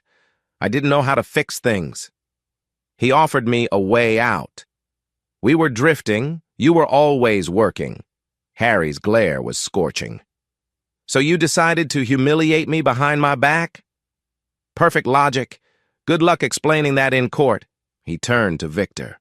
As for you, I have NDAs and lawsuit drafts ready. If you don't sign, I'll make sure every business contact you have sees your real face. Victor stood rigid, fists clenched. This is extortion. I won't sign anything. Cole stepped forward, placing a small stack of papers on the coffee table. It's not extortion if we're simply offering you a choice. You can refuse and watch your empire crumble. Victor's eyes flicked to Rachel, then back to Harry. He exhaled, sputtering curses. You son of a fine. Show me the documents. Cole rummaged in his bag and drew out neatly typed forms. Here's an NDA stating you will not disclose or retaliate regarding any of these events. In exchange, we do not publicly release the affair footage or the corporate sabotage conspiracies. Next, a restitution agreement. You pay Harry's firm an immediate settlement $500,000 and relinquish any claim or approach to the city expansions he's working on. You also forfeit any right to contact them for deals. Then the personal agreement that ensures you don't harass Harry or meddle in his personal finances. Rachel's eyes flashed with disbelief. $500,000? That's insane! Harry's voice was lethal. You two cost me more than that in potential damage. Consider yourselves lucky. Victor sputtered. I can't just wire $500,000 instantly. My assets aren't that liquid. He shot Rachel a venomous look. Thanks for roping me into this mess, you worthless... Cole slammed a pen on the table. Figure it out. Sell stocks. We don't care. Wire half now, half by next month. Or face the consequences. It's that simple. Harry turned on Rachel next, a separate set of papers in hand. These are divorce papers.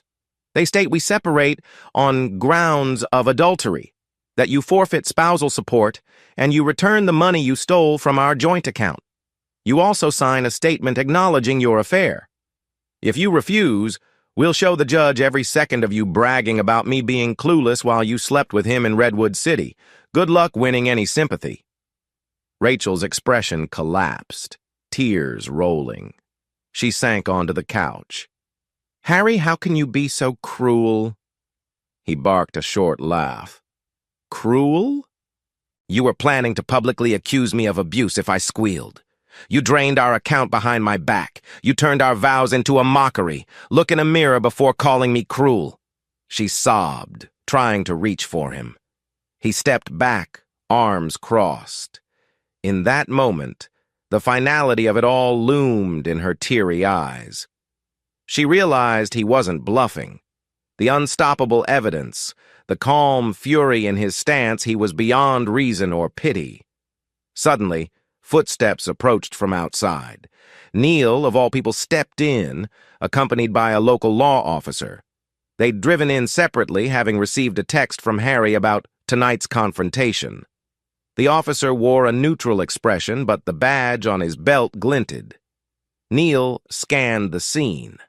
Rachel weeping, Victor scowling, Harry and Cole stone-faced. He gave Harry a nod. We just want to ensure everything stays civil.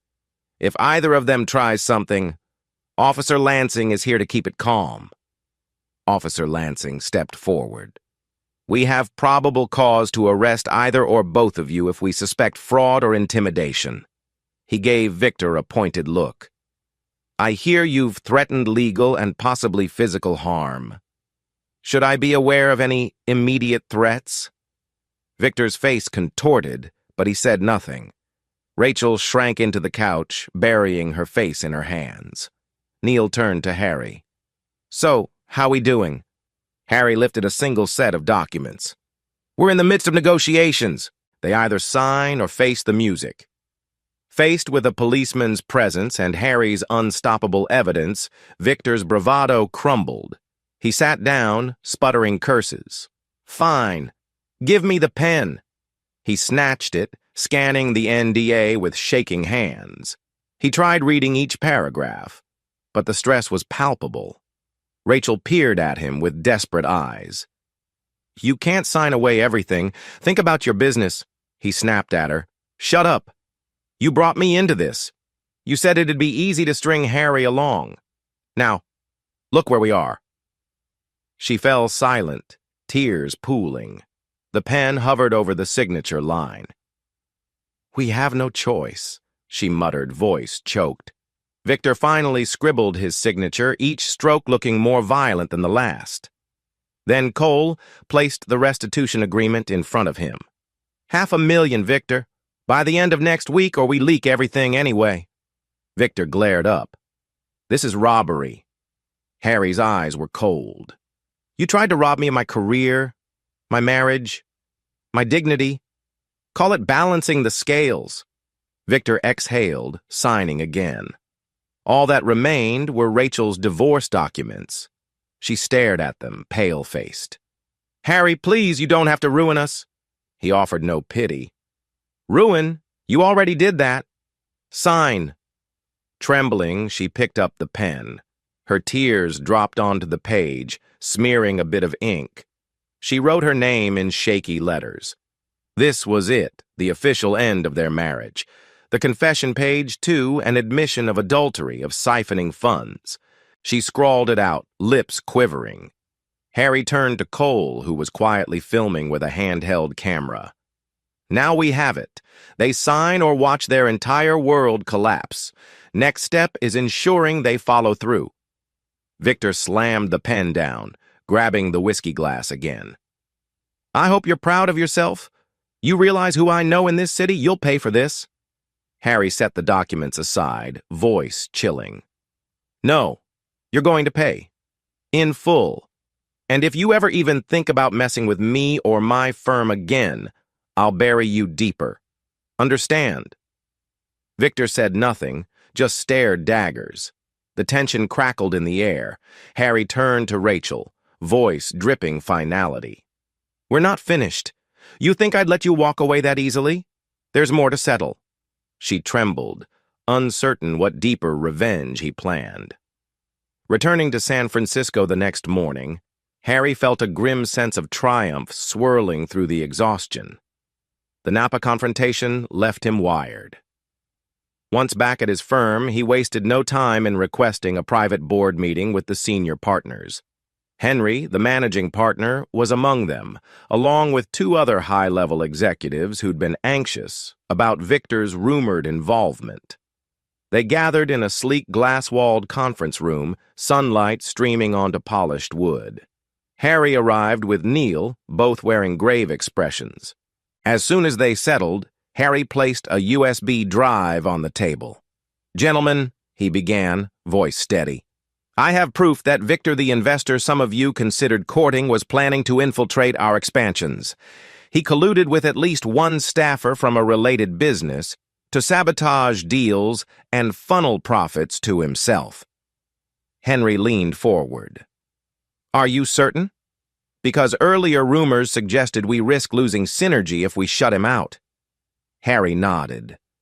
"After last night, synergy is the least of our worries. If we allied with him, we'd be letting a snake into our organization. I have recorded conversations plus confirmation he attempted to blackmail me personally." He slid the USB across the table. "These are partial segments. The rest I'll keep sealed unless we need them. But trust me, it's enough to see how dangerous he is." Another partner, Ms. Radcliffe, narrowed her eyes. "You said blackmail? That implies serious legal ramifications." Neil interjected. "Yes. We also have him on record insulting and undermining the firm's credibility to leverage better deals. He bragged about controlling city expansions once Harry is made partner. We can't let that happen." Henry's face hardened. "All right. We'll watch the relevant clips. If it's as damning as you say, we'll formally blacklist Victor's name from any present or future negotiations. That might cause friction with the city officials if he's in their ear, but we can't risk corruption." Harry felt a surge of relief. The board trusting him meant one step closer to isolating Victor professionally. "I appreciate it. I'll forward more details to our legal counsel so we can protect the firm if Victor tries any retort." Henry nodded curtly, turning to Ms. Radcliffe. "Let's expedite reviewing these files. I want an official statement ready by next week. Harry, you just saved us from a potential disaster. The entire board owes you gratitude." Later that afternoon, Henry caught Harry by the elevator. "One more thing. After what you uncovered, the board sees your value more than ever. We've decided to fast-track your partnership. Welcome aboard as our newest senior partner." A rush of vindication rippled through Harry. This was the reward he'd aimed for, and ironically, Rachel and Victor's treachery accelerated it. Am I satisfied? He wondered. Yes, in a twisted way. He kept his face respectfully humble. "Thank you, Henry. I'll do my best not to let you down." Henry shook his hand. "We have no doubt about that." As the elevator doors closed, Harry exhaled. One personal nightmare was concluding. He'd secured his rightful place in the firm, untainted by Victor's infiltration. The next step was dealing with the divorce's emotional fallout and ensuring Rachel never siphoned resources from him again. In the days following Napa, Rachel had tried to keep a low profile. But word leaked quickly. Some startup investors discovered she'd left abruptly for a business trip that turned out to be personal. Her boss demanded an explanation. Then the boss heard rumors that she was enmeshed in a scandal involving a potential new lead investor. Sides were taken, trust eroded. She was forced to resign to avoid more public humiliation. Harry heard this through mutual acquaintances. He felt no pity. She's reaping what she sowed. He also heard that she tried spinning the story as a mental breakdown. "I was stressed. I didn't know what I was doing," she apparently told co-workers. The evidence stacked against her was too solid. No one believed a meltdown excused siphoning funds or forging an affair for personal gain. Meanwhile, Victor faced an even harsher blow. The restitution clause he'd signed, combined with the looming threat of Harry's footage going public, caused a near panic among his circle. Investors pulled out, suspecting scandal. Competitors swooped in to devour his holdings. He tried stalling the $500,000 payment. But Cole's lawyer contacts swiftly reminded him of the NDA and penalty clauses. If he defaulted, the footage would leak. Shortly after, Victor liquidated several assets at a steep loss. Reports circulated that he fired half his staff to stay afloat. The local business journals wrote biting editorials about a prominent VC's meltdown.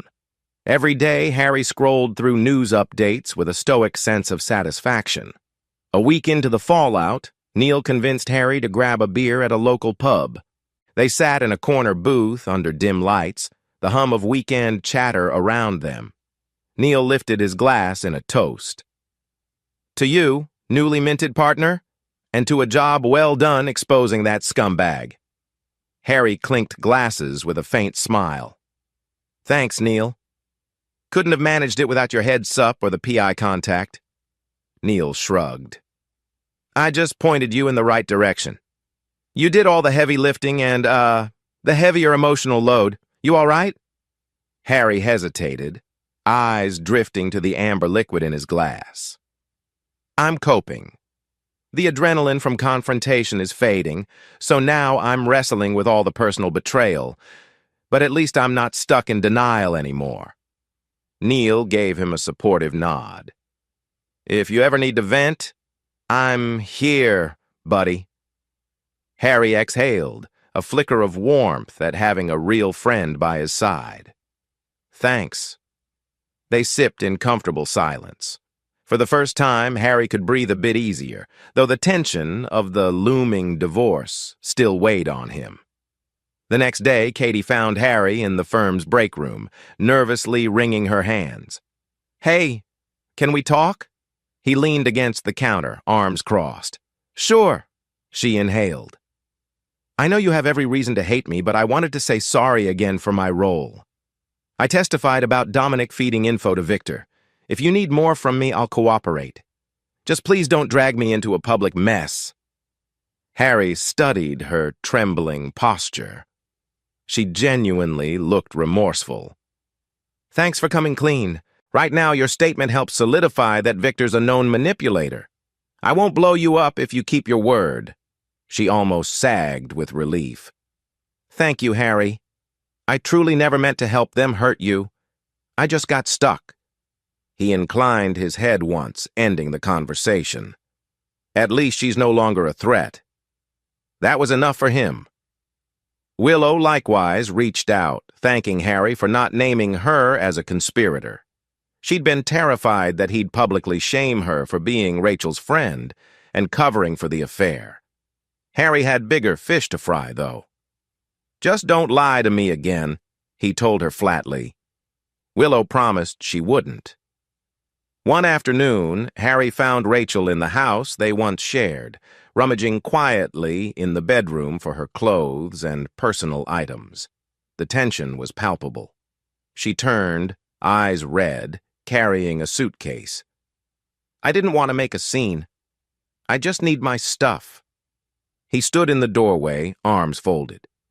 "Take whatever's yours. Then leave."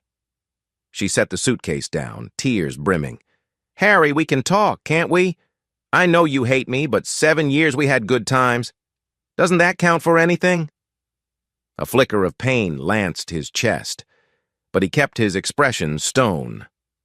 "We did, but that ended when you decided to cheat, sabotage me, and plot to ruin my reputation. No going back." She sank onto the bed, face in her hands. "I was so stupid, so lost." He swallowed the anger. "Don't spin it like you had no choice. You made repeated, deliberate decisions. That's all I have to say." She nodded miserably, then resumed packing. He stood guard until she finished. At the front door, she paused, tears streaking her cheeks. "I'm sorry." He closed the door behind her, a final sense of severance echoing in the click of the latch. With the divorce in motion and the signed confession from Napa, Harry's lawyer was unstoppable. They filed for dissolution of marriage on grounds of adultery and fraud. Rachel had no leverage to demand spousal support or claim half the assets. She was cornered. Meanwhile, the alienation of affection suits and potential civil suits for the sabotage attempt were hammered out by Harry's legal team.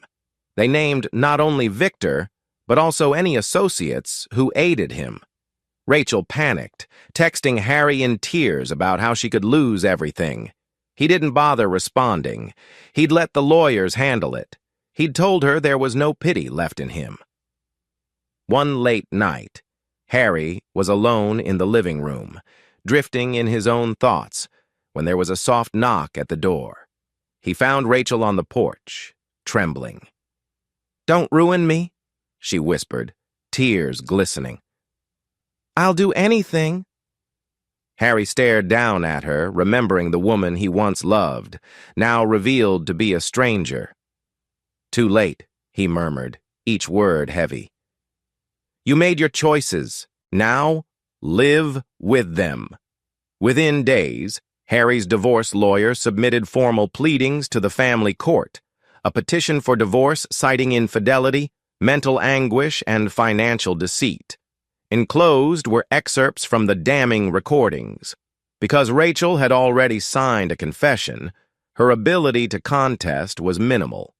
The filing also laid out the spousal support waiver, ensuring she couldn't come after his future earnings or partnership profits.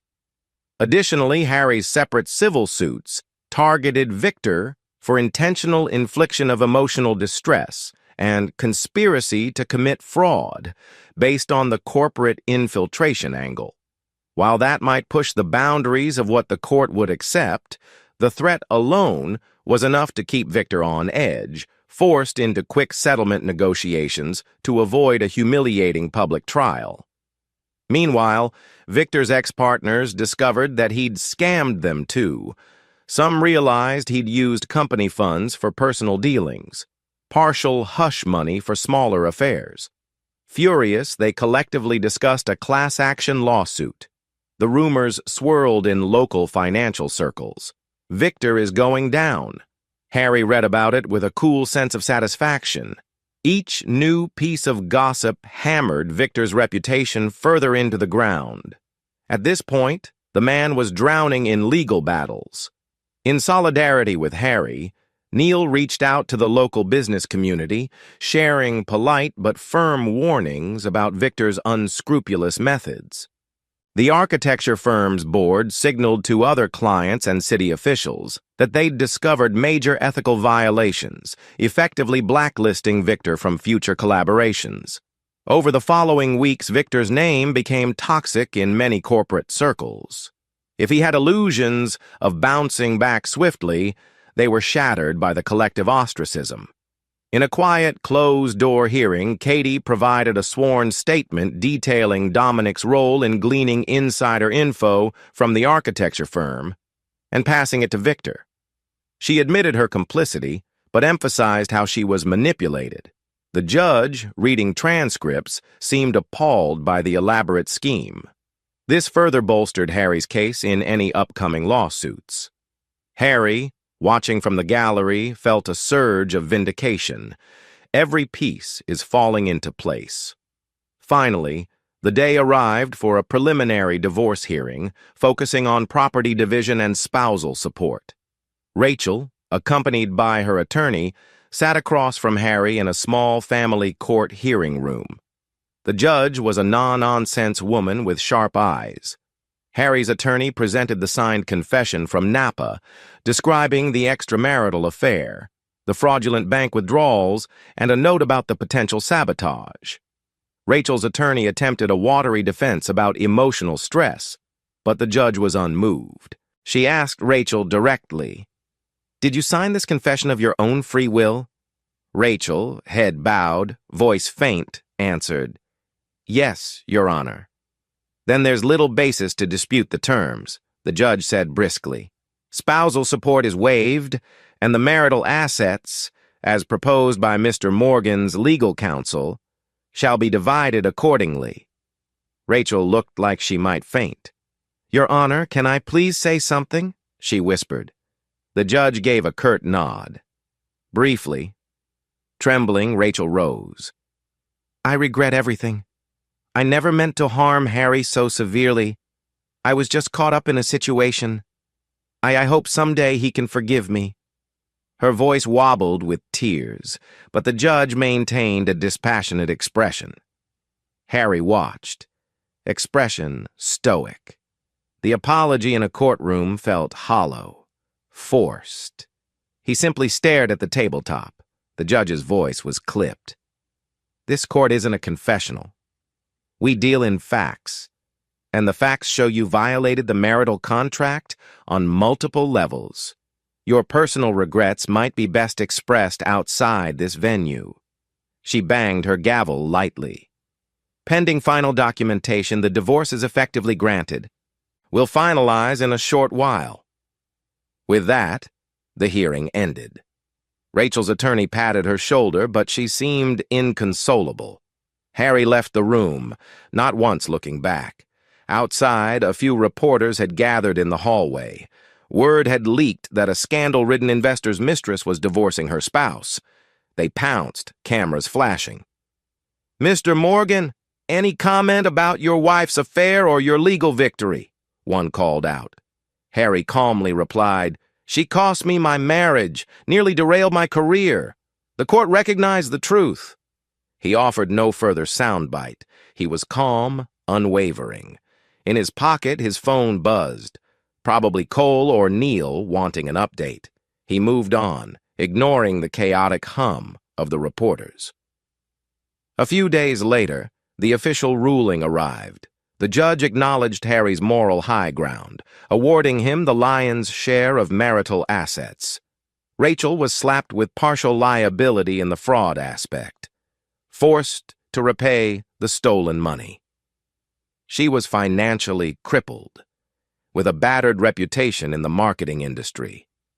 Another consequence of her own making, Harry thought grimly. After the court's decision, Rachel tried cornering Harry near the exit, tears sliding down her cheeks. "I was stupid, Harry. I never thought you'd fight back like this." He turned, face devoid of warmth. "That was your mistake. You never thought I was strong enough." Then he walked away, leaving her to realize just how thoroughly she'd lost. In a surprising twist, local law enforcement discovered that Victor had bribed a city official in an unrelated deal, forging building permits. The corruption charges meant he was indicted and possibly facing jail time. It all came crashing down for him in a humiliating public display. As they handcuffed Victor outside his swanky penthouse, a swarm of cameras captured the moment. He spat curses at the lens, culminating in a final hiss. "Damn you, Harry, this isn't over." But it was over, Harry mused. More than over. The unstoppable chain of evidence had destroyed Victor's empire. Leaving the courthouse on that final day, Harry was greeted by a cluster of reporters. One pushed forward, microphone extended. "Mr. Morgan, how do you feel about winning your divorce and the lawsuit?" Harry paused, letting the cameras roll, then said succinctly, "Justice served. That's all I wanted." He walked off, a swirl of bright camera flashes behind him, shoulders straight, mind set on the next chapter of his life, free from the web of deceit. Harry Morgan's life, in the weeks after finalizing the divorce and watching Victor's arrest, felt simultaneously liberated and haunted.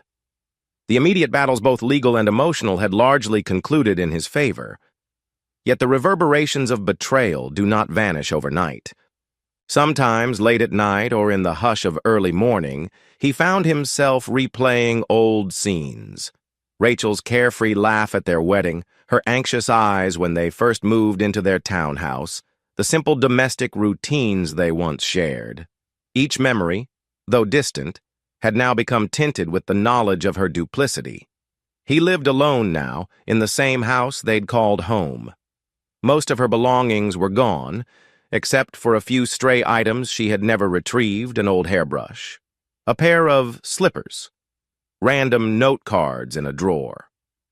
After stepping inside from his new morning run route he'd taken up jogging along the waterfront, he would catch sight of one of these relics. A sense of disquiet would arise. This used to be ours. Then he would remind himself, "She's not the person I thought. She's gone. I'm free." The logic worked mostly, but the ghostly ache in his chest lingered. He discovered that physical exercise helped quell the swirl of complicated feelings. Each dawn, well before heading to the architecture firm, he'd lace up his running shoes and drive to a scenic bay trail. The crisp air carried the salt tang of the ocean, gulls swooping overhead. The first few runs were painful. He'd never been an avid runner, but day by day he found his stamina growing. His friend Neil occasionally joined him, though Neil's schedule was less predictable. One breezy morning, about 2 weeks after the final hearing, Harry was stretching near his car when a middle-aged woman approached, wearing bright pink running gear. She offered a friendly nod. "You're here early every day, too, huh?" Harry gave a half smile. "Trying to make it a habit. Clears my head." She extended a hand. "Gina, I see you out here each morning but never said hi." He shook her hand briefly. "Harry." Then, somewhat amused, he added, "Nice to meet another morning masochist." Gina chuckled. "You can call it that, but I find it's the best time to get some peace before the daily grind." With that, she set off jogging. He watched her fade into the distance, marveling that normal social interactions felt slightly foreign after weeks of intense legal battles and personal drama. He'd grown used to suspicion, confrontation, heartbreak. Now, a casual chat with a random runner reminded him that life existed beyond the scandal. At Morgan and Associates, yes, it bore his name now among the other partners. The mood had shifted. Ever since the board blacklisted Victor, rumors circulated about how Harry had personally rescued the firm from a disastrous infiltration.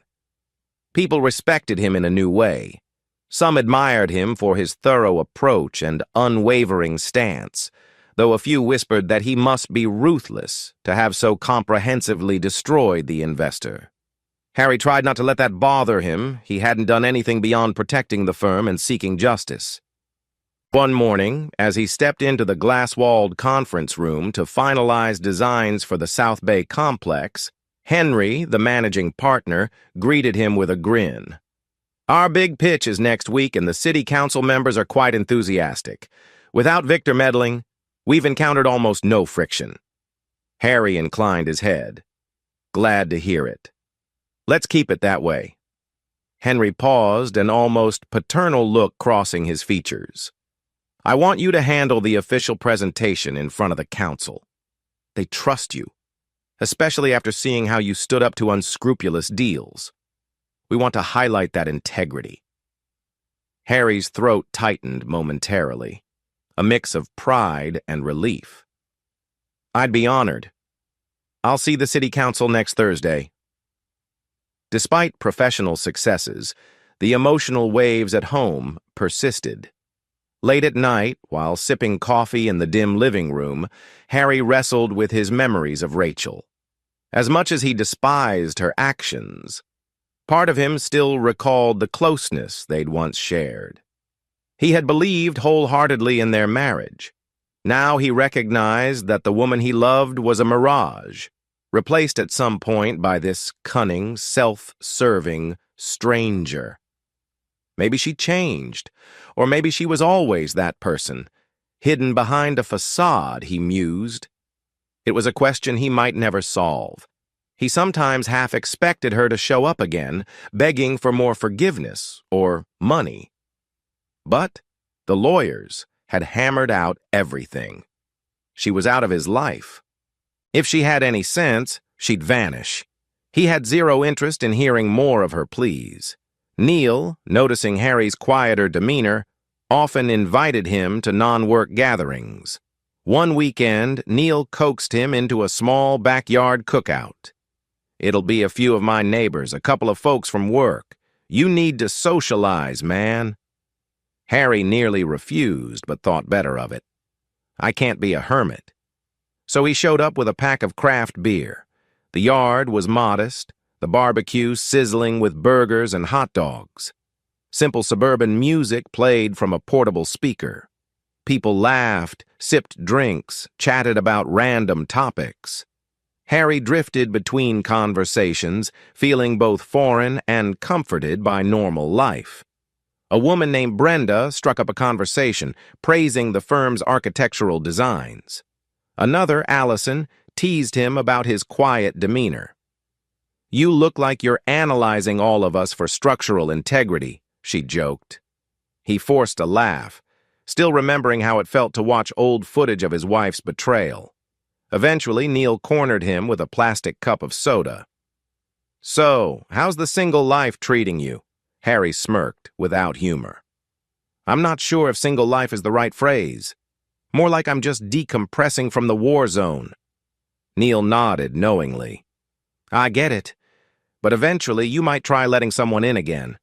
Not all women are Rachels." A flicker of wry amusement touched Harry's face.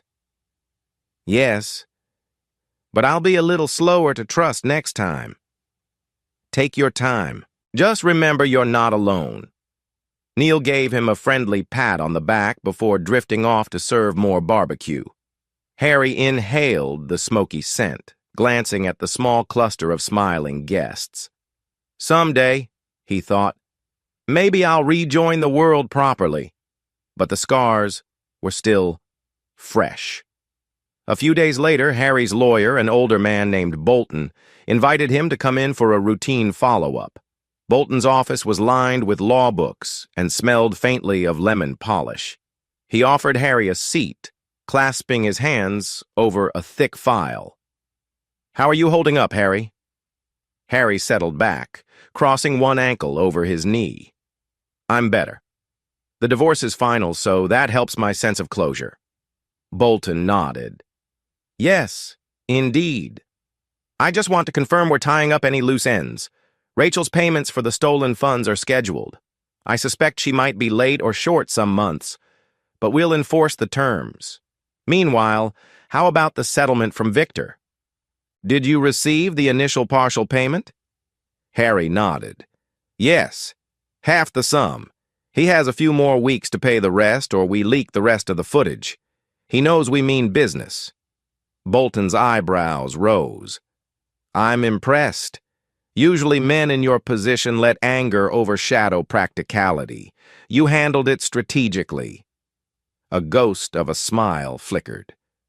I learned that raw anger doesn't get results. Methodical action does. Bolton pressed his fingertips together. I also want to note, if you want to push forward with the additional lawsuit for alienation of affection or further emotional distress, we can.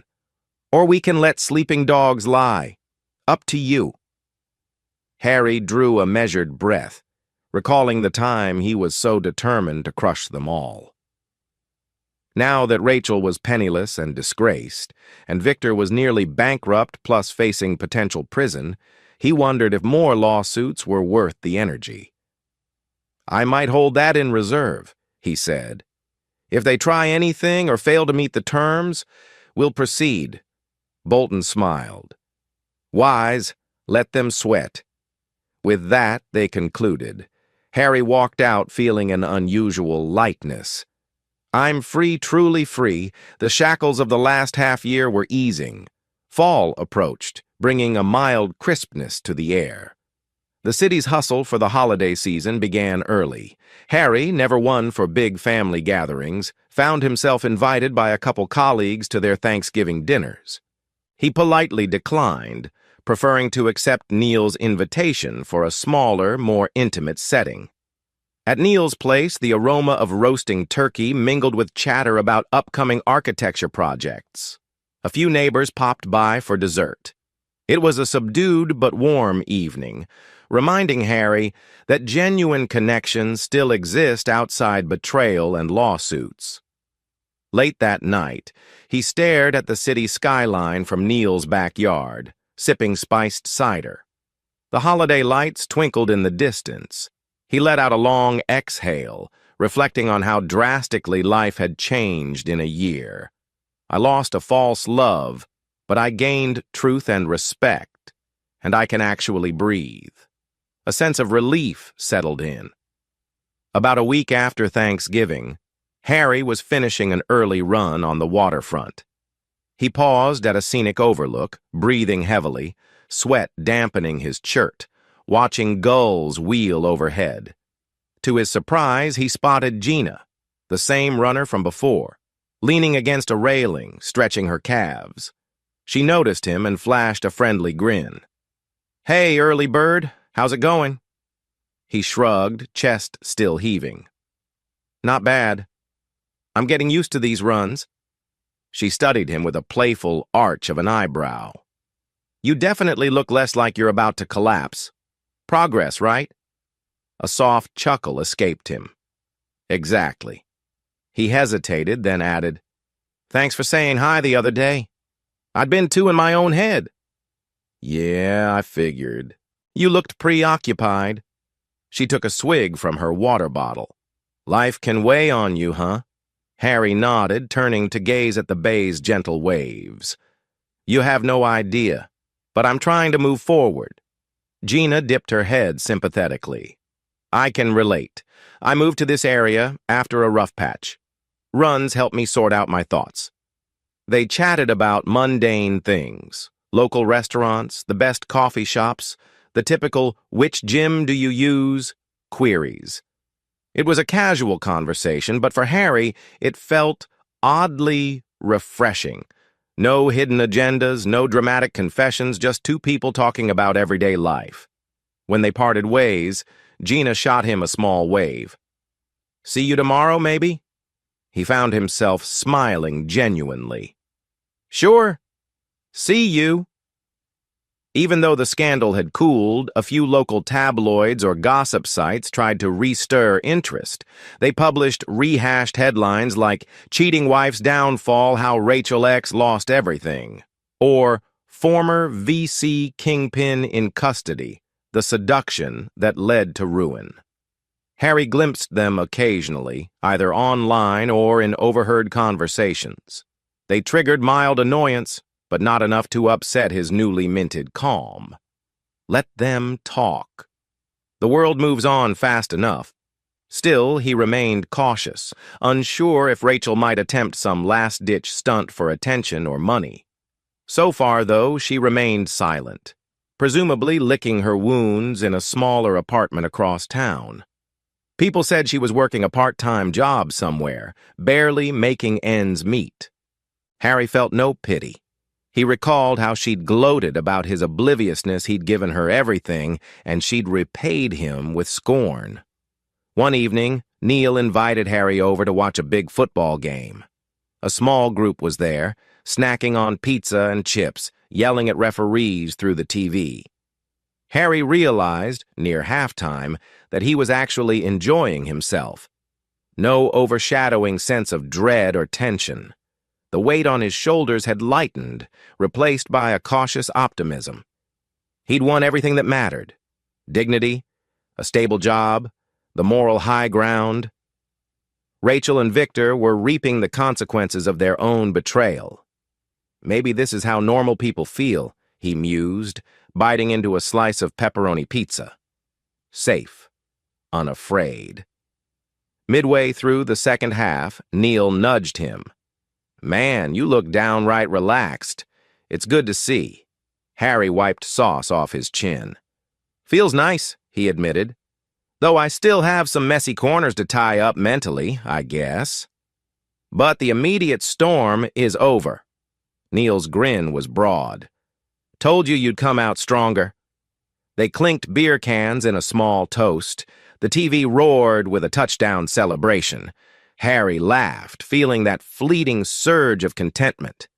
"I survived. I'm still me, or maybe a new me. But I'm here." A few days later, he tackled the final cleanup at home. Rachel's leftover clutter, the old wedding pictures, tokens of a life that no longer existed. He systematically gathered them, framed photos of them on honeymoon, smiling holiday snapshots, even the decorative items she'd chosen. He packed them in a large cardboard box, labeled "Donations or Trash." The ring her wedding band he'd already turned over to his lawyer as part of the asset division. She no longer wore it anyway, so it was more symbolic than anything else. The wedding album he considered burning, but ended up tossing in the box, deciding it wasn't worth the drama. He replaced old photos with new artwork, cityscape prints he found at a local gallery. Slowly, the house began to feel like it was his, not theirs. Then, in a symbolic gesture, he moved all the furniture around, changing the living room layout, setting a new couch by the window. The simple transformation made him feel like he'd shed the final skin of their shared life. By the time he finished, exhaustion mingled with a subtle sense of triumph. He slumped on the repositioned couch, gazing around the rearranged space. "Yes," he thought, "this is better. This is mine now." That night, sipping a light beer while flipping channels, he paused on a local news segment. They reported a brief mention. "Victor's final hearing is scheduled next month. Many former associates have testified against him, citing business fraud and bribery." The anchor moved on to another story, but Harry felt the corners of his mouth twitch upward in a wry smile. That man's downfall is unstoppable. The anchor didn't mention Rachel, who was evidently not important enough to remain in the spotlight. Good. Let them both slip into obscurity, overshadowed by the consequences of their own greed. As he turned off the TV and headed to bed, he realized how free his mind felt. No dread about tomorrow's illusions or hidden cameras or heartbreak. Just a quiet sense of acceptance. He pulled the blankets up, eyes shutting with surprising ease. For the first time in forever, he drifted to sleep without nightmares of betrayal. Morning sunlight poured through the windows of Harry's corner office at the newly rebranded Morgan & Associates. Though the name was a coincidence, Morgan had once belonged to a founding partner with the same surname. The synergy was remarkable. Clients occasionally asked if the firm was literally named after him, which he found mildly amusing.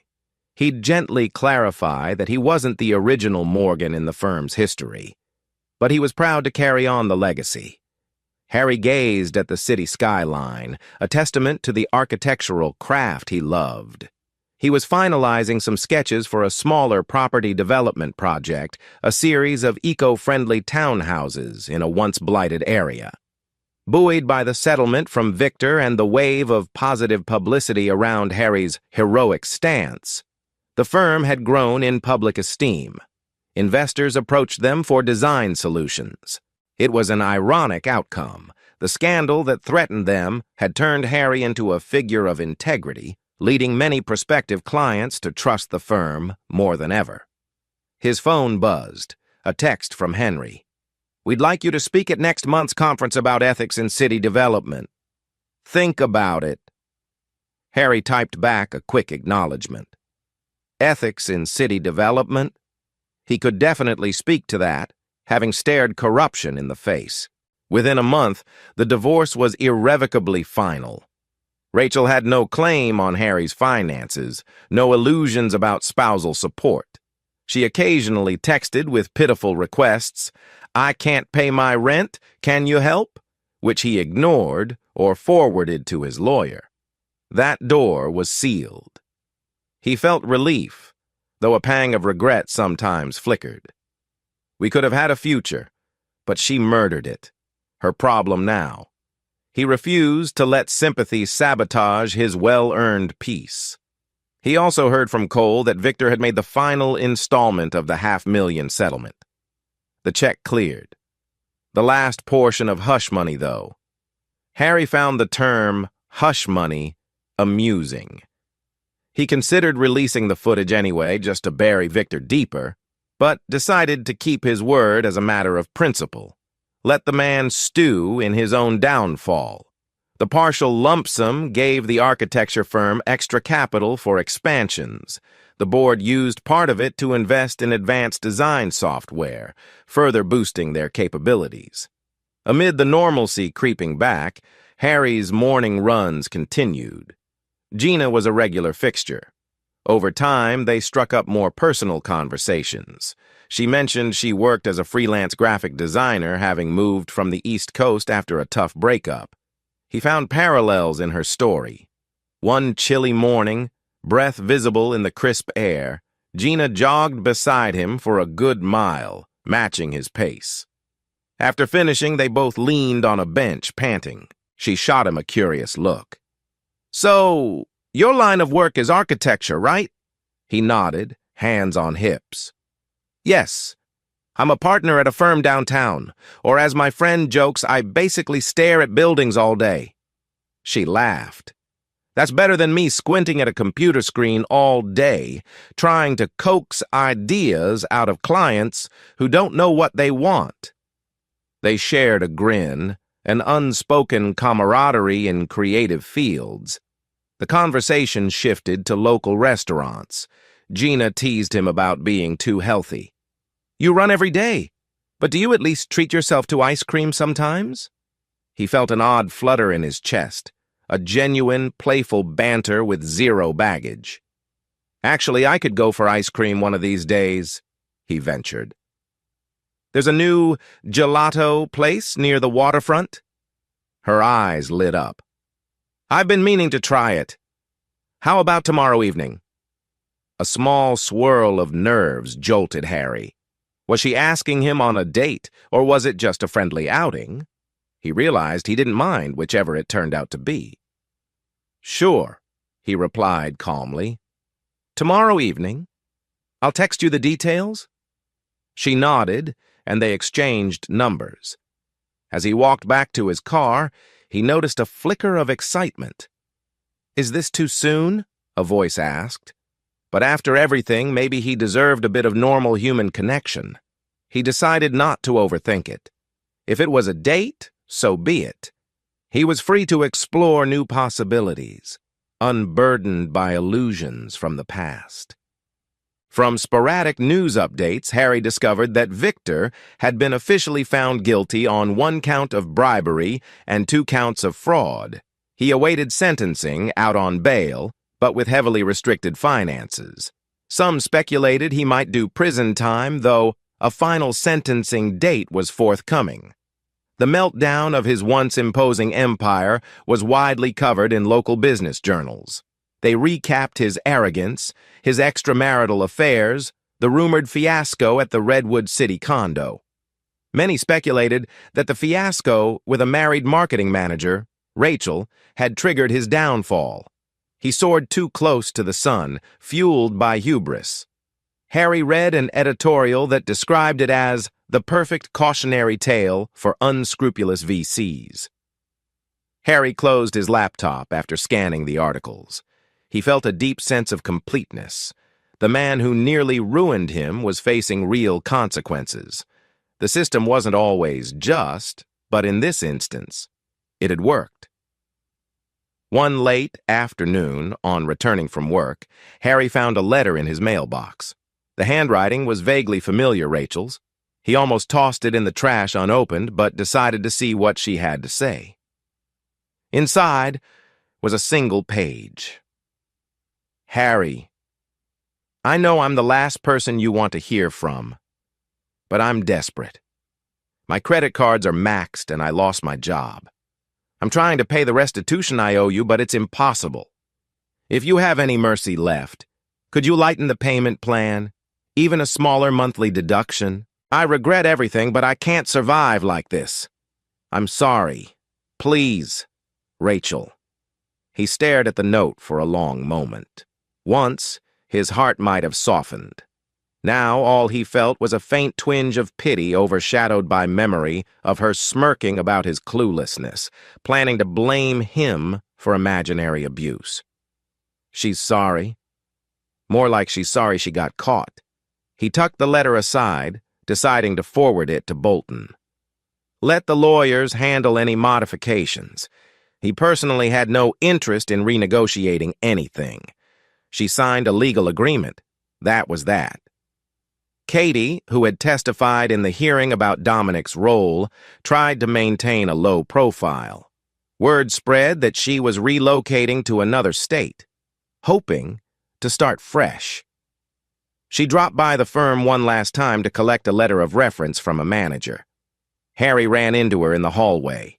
She gave him a timid wave. I'm leaving soon. Thought I'd say goodbye. He nodded, not unkindly. Good luck with your new life. Keep your nose clean. She exhaled relief. Thank you. And again, sorry for my part in not warning you earlier. Harry shrugged. Water under the bridge, Katie? Just do better next time. She left, eyes bright with possibility. Harry watched her go, feeling that she at least had a chance for redemption. He was no saint, but if letting her move on with minimal punishment was feasible, so be it. He'd focused his wrath on the true architects of betrayal, Rachel and Victor. Katie was more of a bit player swept up in the drama. One weekend, Harry decided to tear down an outdated 3D architectural model he had in the basement, an older personal project overshadowed by the swirl of the scandal. He'd once hoped to build a dream house for him and Rachel, using that model as a starting point. Now, it was meaningless. So he carefully dismantled the cardboard walls, the miniature furniture, piece by piece. In its place, he started drafting a new design concept, a sleek, modern structure that might represent a fresh start. He pinned the sketches to a cork board near his drafting table. Even if I never build it, it's a statement of reinvention, he mused. In staff meetings, the younger architects often looked at Harry with admiration. Some had heard rumors of his personal saga, painting him as a man who overcame a nasty betrayal and toppled a corrupt investor. He tried not to let it inflate his ego. He knew the emotional toll that came with it. But it felt good to have the respect of those around him. No longer was he the overworked senior associate. He was now a partner who had proven his mettle. One day, a new junior architect fresh out of grad school timidly asked for feedback on a design. After Harry's thorough critique, she stammered, "Thanks so much, Mr. Morgan. It's an honor to get pointers from someone so well accomplished." He almost chuckled, thinking if only you knew how flawed I feel inside. But all he said was, "We're all learning. Keep refining, and don't be afraid to push boundaries." While cleaning up some old digital folders, Harry stumbled upon an email from Rachel, dated 4 years ago. It was a heartfelt note praising him for always having her back. She wrote about how safe and cherished she felt, how proud she was of his ambition. I must have saved it because it made me happy then. The memory felt hollow now. He hovered the cursor over the email. Should he read it in full or just delete it? His mind replayed the day that note arrived. She'd been supportive, or so he believed, cheering him on before a major client pitch. Maybe that version of Rachel was sincere at the time, or maybe it was an illusion. He decided not to overanalyze. He dragged the email to the trash folder and emptied it. Letting go, he thought, forcing a calm breath. As he locked his office door that evening, the city lights twinkled outside. No more illusions. He had new projects, new expansions, new staff who believed in him. The firm was thriving. The nightmares had receded, replaced by cautious hope. He whispered to himself in the quiet corridor, "I lost a false love, but I gained truth, respect, and my own future. That's worth it." Months rolled by. The Redwood City fiasco turned into an old story. Other sensational headlines took its place. Harry occasionally overheard references to that scandal with the cheating marketing lady and the crooked VC, but no one recognized him in day-to-day life. The city, ever forward-moving, had found fresh gossip. He busied himself with new projects, designing an innovative arts center near the waterfront, assisting a non-profit in creating transitional housing for the homeless. The board loved that philanthropic angle. Plus, it aligned with Harry's sense of wanting to leave a positive mark. Over coffee breaks, staff teased him about always being at the forefront of the next big design. He'd grin wryly, never mentioning that a year ago he was drowning in heartbreak. His morning runs became an ingrained habit. Some days, Gina joined him. Other days, they'd exchange texts if one was traveling. They gradually developed a friendship, occasionally meeting for that gelato she'd mentioned, or grabbing coffee after a jog. He was cautious, not wanting to fling himself into another romantic entanglement. But there was a gentle, easy vibe. Gina was simply a kind presence, unconnected to his messy past. One morning, they ended up sitting on a bench overlooking the bay, panting from an intense run, the horizon tinted with sunrise. Gina sipped water. "So, any big weekend plans?" Harry shrugged. "I might catch up on reorganizing my house. Been redecorating since, well, everything changed." She nodded, curious. "You mentioned you separated from your wife a while back, right?" He tensed for a second, but decided honesty wouldn't hurt. "Yeah, we divorced. It got messy, but it's over." Gina gave a sympathetic half-smile. "I guessed it was something like that. You have that recovering heartbreak aura. Don't worry, I get it. I had a rough breakup last year, which is why I relocated here." He breathed out, shoulders relaxing. "Thanks for not prying. I appreciate your approach." She patted his knee lightly, a friendly gesture. "We all heal at our own pace. If you ever want to talk, I'm around. Otherwise, no pressure." A wave of gratitude washed through him. He nodded, lips curving in a genuine smile. "I appreciate that." At the firm, each new client seemed to highlight the theme. "We love your ethical approach. We want an architect who truly respects boundaries and community interests." Henry half-jokingly told Harry, "We should brand ourselves the redemption firm." They all recognized that in a city riddled with stories of corruption, having a partner who'd unmasked a manipulative VC was quite the PR advantage. They capitalized on it with caution, not wanting to appear opportunistic. Nonetheless, the synergy was unstoppable. The board praised Harry's unwavering integrity. He tried to accept the compliments gracefully, feeling an odd sense of closure. For every tear he shed in private months ago, some cosmic balance had rewarded him with professional success. Occasionally, through the grapevine, Harry heard that Rachel struggled to hold a steady job. Her name was tarnished in marketing circles after the fiasco. She hopped from one short contract to another, rumored to be couch-surfing at times. He heard whispers that she tried dating wealthy men but found them reluctant to get entangled with someone who carried so much baggage. The rumor was she ended up doing freelance marketing gigs, barely scraping by. When he first heard it, he felt a brief pang of sorrow, recalling the vivacious young woman who once seemed full of potential. But then he remembered how she bragged about his cluelessness while orchestrating an affair. Actions have consequences, he reminded himself, letting the moment of pity pass. Finally, news broke that Victor was sentenced to 2 years in prison for corruption and tampering with city contracts. This was on top of financial penalties. He had no allies left to bail him out. The cameras caught him being led away, shouting curses. He glowered at reporters, condemning them for sensationalism. One might imagine he had a meltdown behind bars. Harry watched the broadcast quietly at home, feeling not triumph, but a quiet acceptance that justice was served. He tried to ruin me and ended up ruined himself.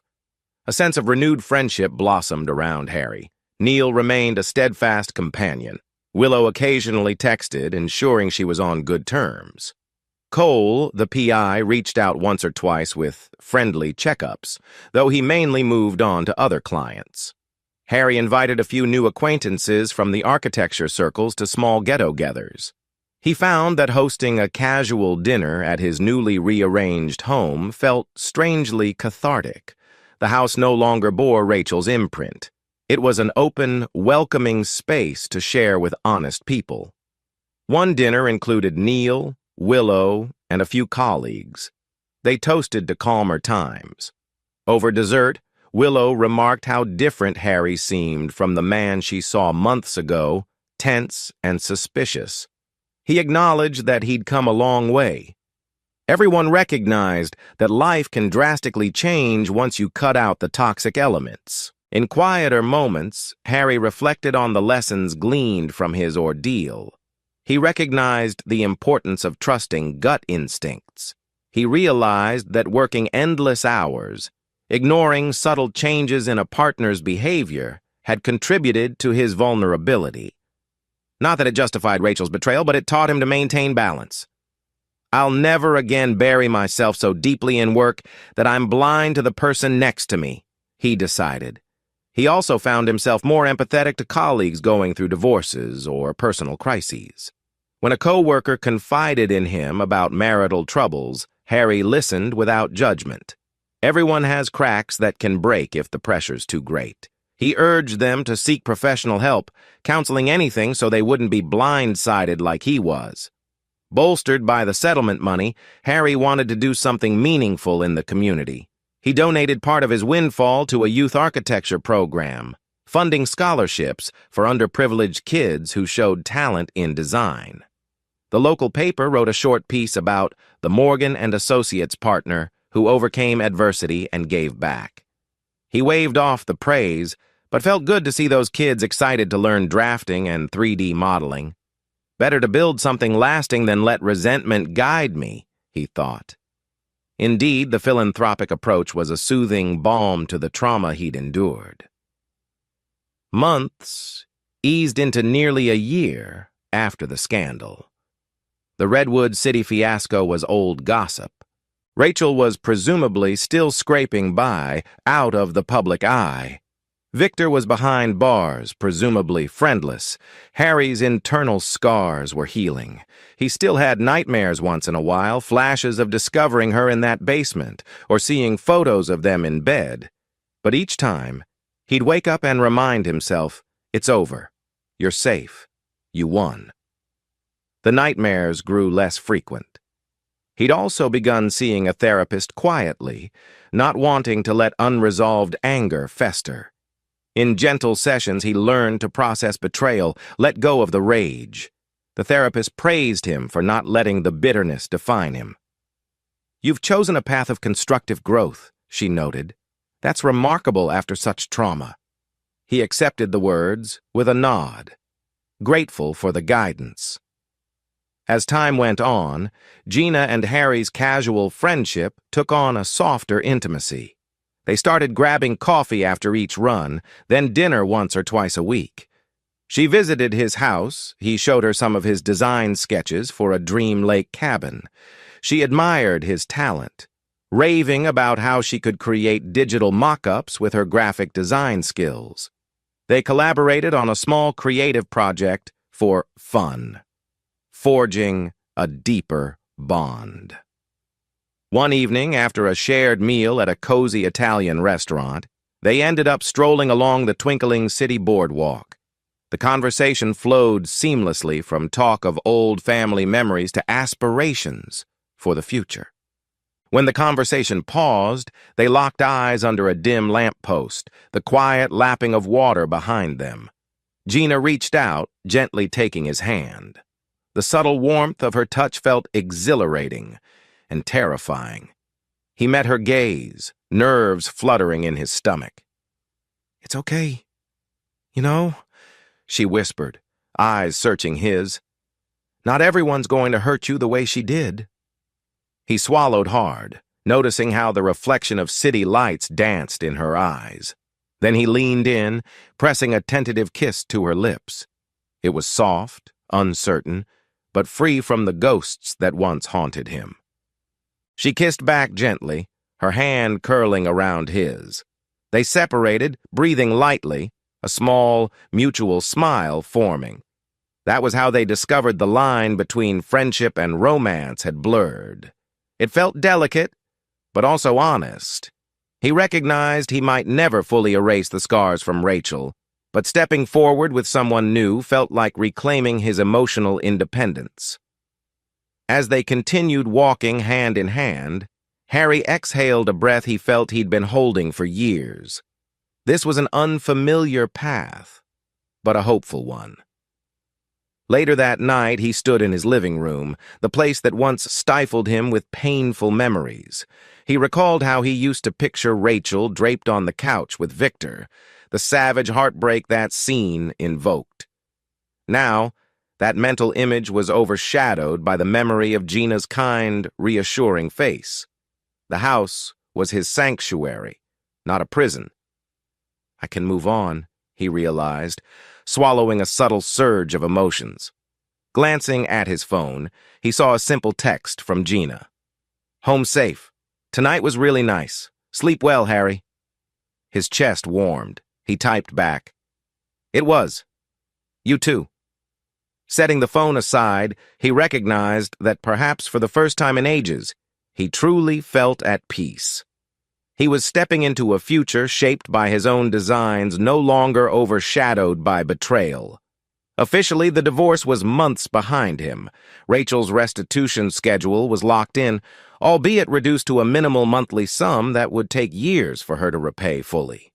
A few times, she tried missing payments, but Harry's lawyer responded with the standard legal threats, forcing her to catch up. The firm lump sum from Victor was a done deal, boosting Harry's personal finances and giving him the freedom to invest further in personal or philanthropic ventures.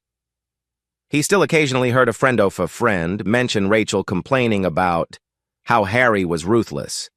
He shrugged off such rumors. The truth was on record.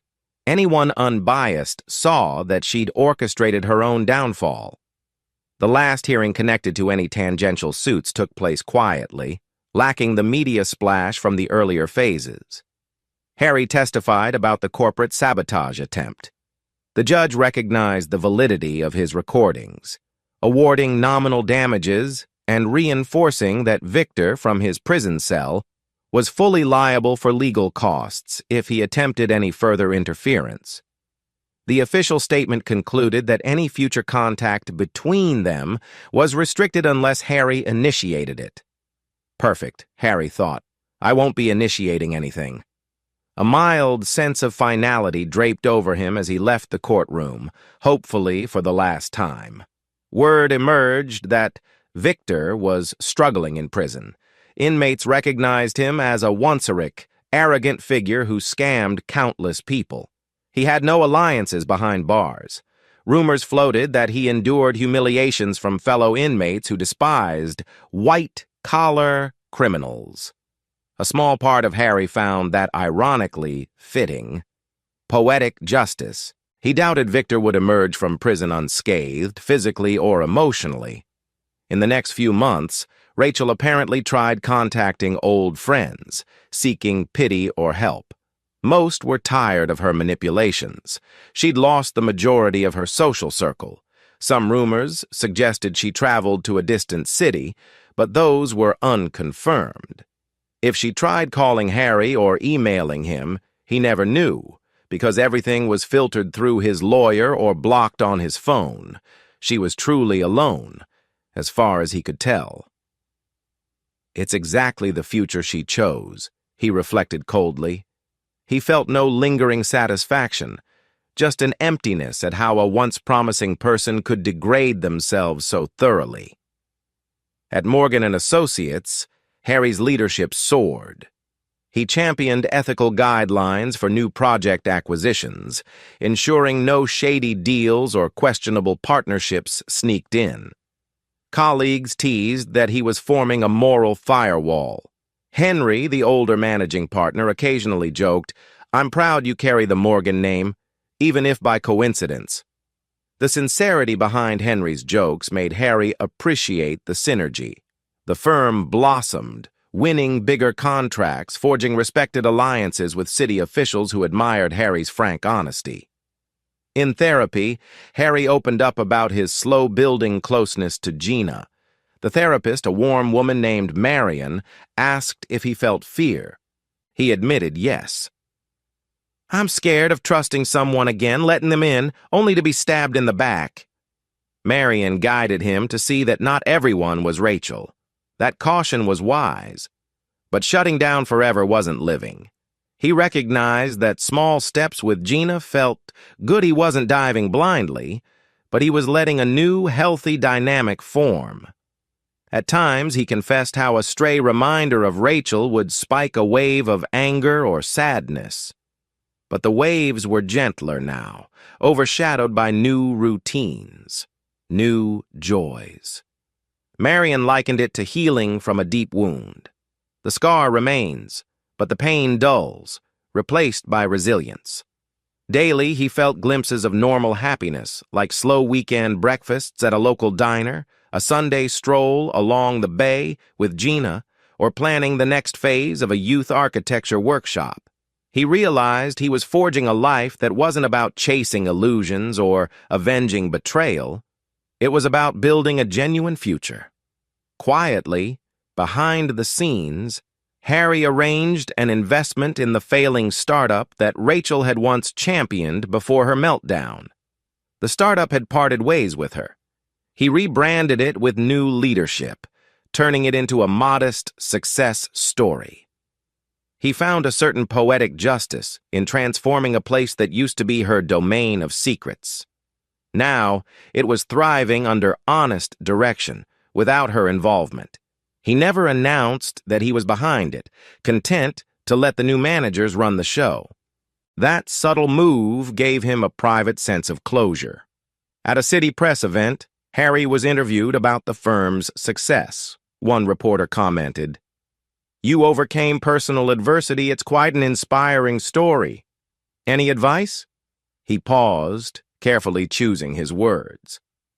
"I discovered that cunning revenge outperforms open rage, but real success lies in forging something positive afterward." It's not enough to tear down the old. You have to build something new.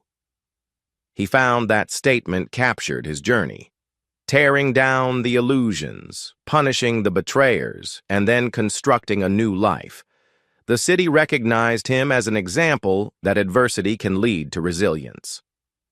One crisp Saturday, Harry drove out to a scenic overlook near the hills, about an hour from the city. Gina rode shotgun, eyes bright with curiosity. He parked at a vantage point offering a panoramic view of vineyards, rolling green valleys, and the shimmering bay in the distance. They stepped out into the mild breeze, the sun warm on their backs. Harry carried a battered sketchbook. He led Gina to a large, flat rock where they sat. He flipped open the sketchbook, revealing the design for a house perched on a hillside, a personal concept home, something he'd once imagined building for a future family. The old design had been scrapped, replaced by a fresh iteration that he'd crafted over the last few months. Sleek lines, big windows, an open interior for gatherings, deck space to soak in sunsets. He handed the sketchbook to Gina. "I've been refining this for a while. Figured I'd show you in person, up here, since it's the kind of terrain it's meant for." She ran her fingers over the drawing, a quiet awe in her expression. "It's gorgeous. Are you planning to actually build it?" He shrugged, heart thudding softly. "Maybe. If I find the right piece of land, the right time. Hard to say. But it's more than a dream now, it's a real possibility." Gina gazed at him, a gentle smile curving her lips. She sensed the deeper meaning. This design replaced old illusions, symbolizing a new chapter. "I think you should," she whispered. "When you're ready." They locked eyes, a moment of shared understanding. He felt the swirl of gratitude that he'd survived the darkest betrayal and come out stronger. He remembered nights he thought of ending it all, the repeated betrayal images that had haunted him. Now that was an echo fading behind him. He inhaled the fresh hillside air. "Thank you for being you," he said softly. "I'm still learning how to trust, but you make it easier." She leaned her head on his shoulder, letting the moment stretch.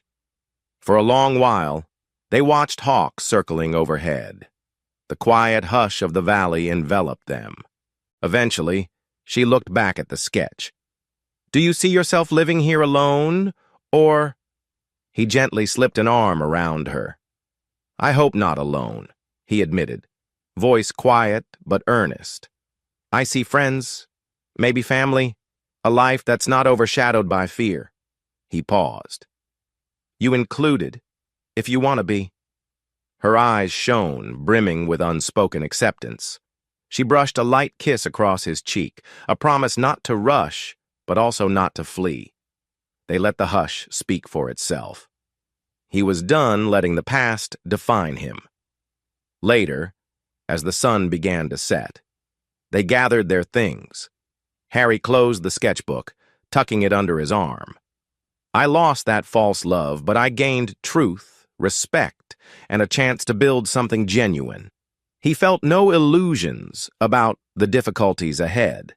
Life was never guaranteed to be easy, but the crippling heartbreak was replaced by a cautious hope and eagerness to create a future on honest foundations. Driving back down the winding road, windows lowered to let the cool wind swirl, Gina fiddled with the radio, landing on a soft acoustic tune. Harry's hand rested comfortably on the steering wheel, the music melding with the hum of the tires on asphalt. He let the final wave of tension melt from his shoulders. This was the real victory, beyond lawsuits and revenge, a newfound sense of wholeness, a life ready to be lived without the stifling shadow of betrayal. He cast one last glance at the evening sky, streaked with pink and gold, and smiled softly. A year ago, he was a broken man. Now, he was unstoppable in a quieter, healthier way, forging relationships built on sincerity, trusting himself to navigate life's uncertainties. That is victory, he thought, heart calm and strong. That's all I ever wanted. Before we dive into the full story, let us know in the comments where you're watching from. And if you're enjoying this tale, don't forget to subscribe and tap the notification bell so you never miss any of our upcoming stories. Hey, listeners of Betrayal!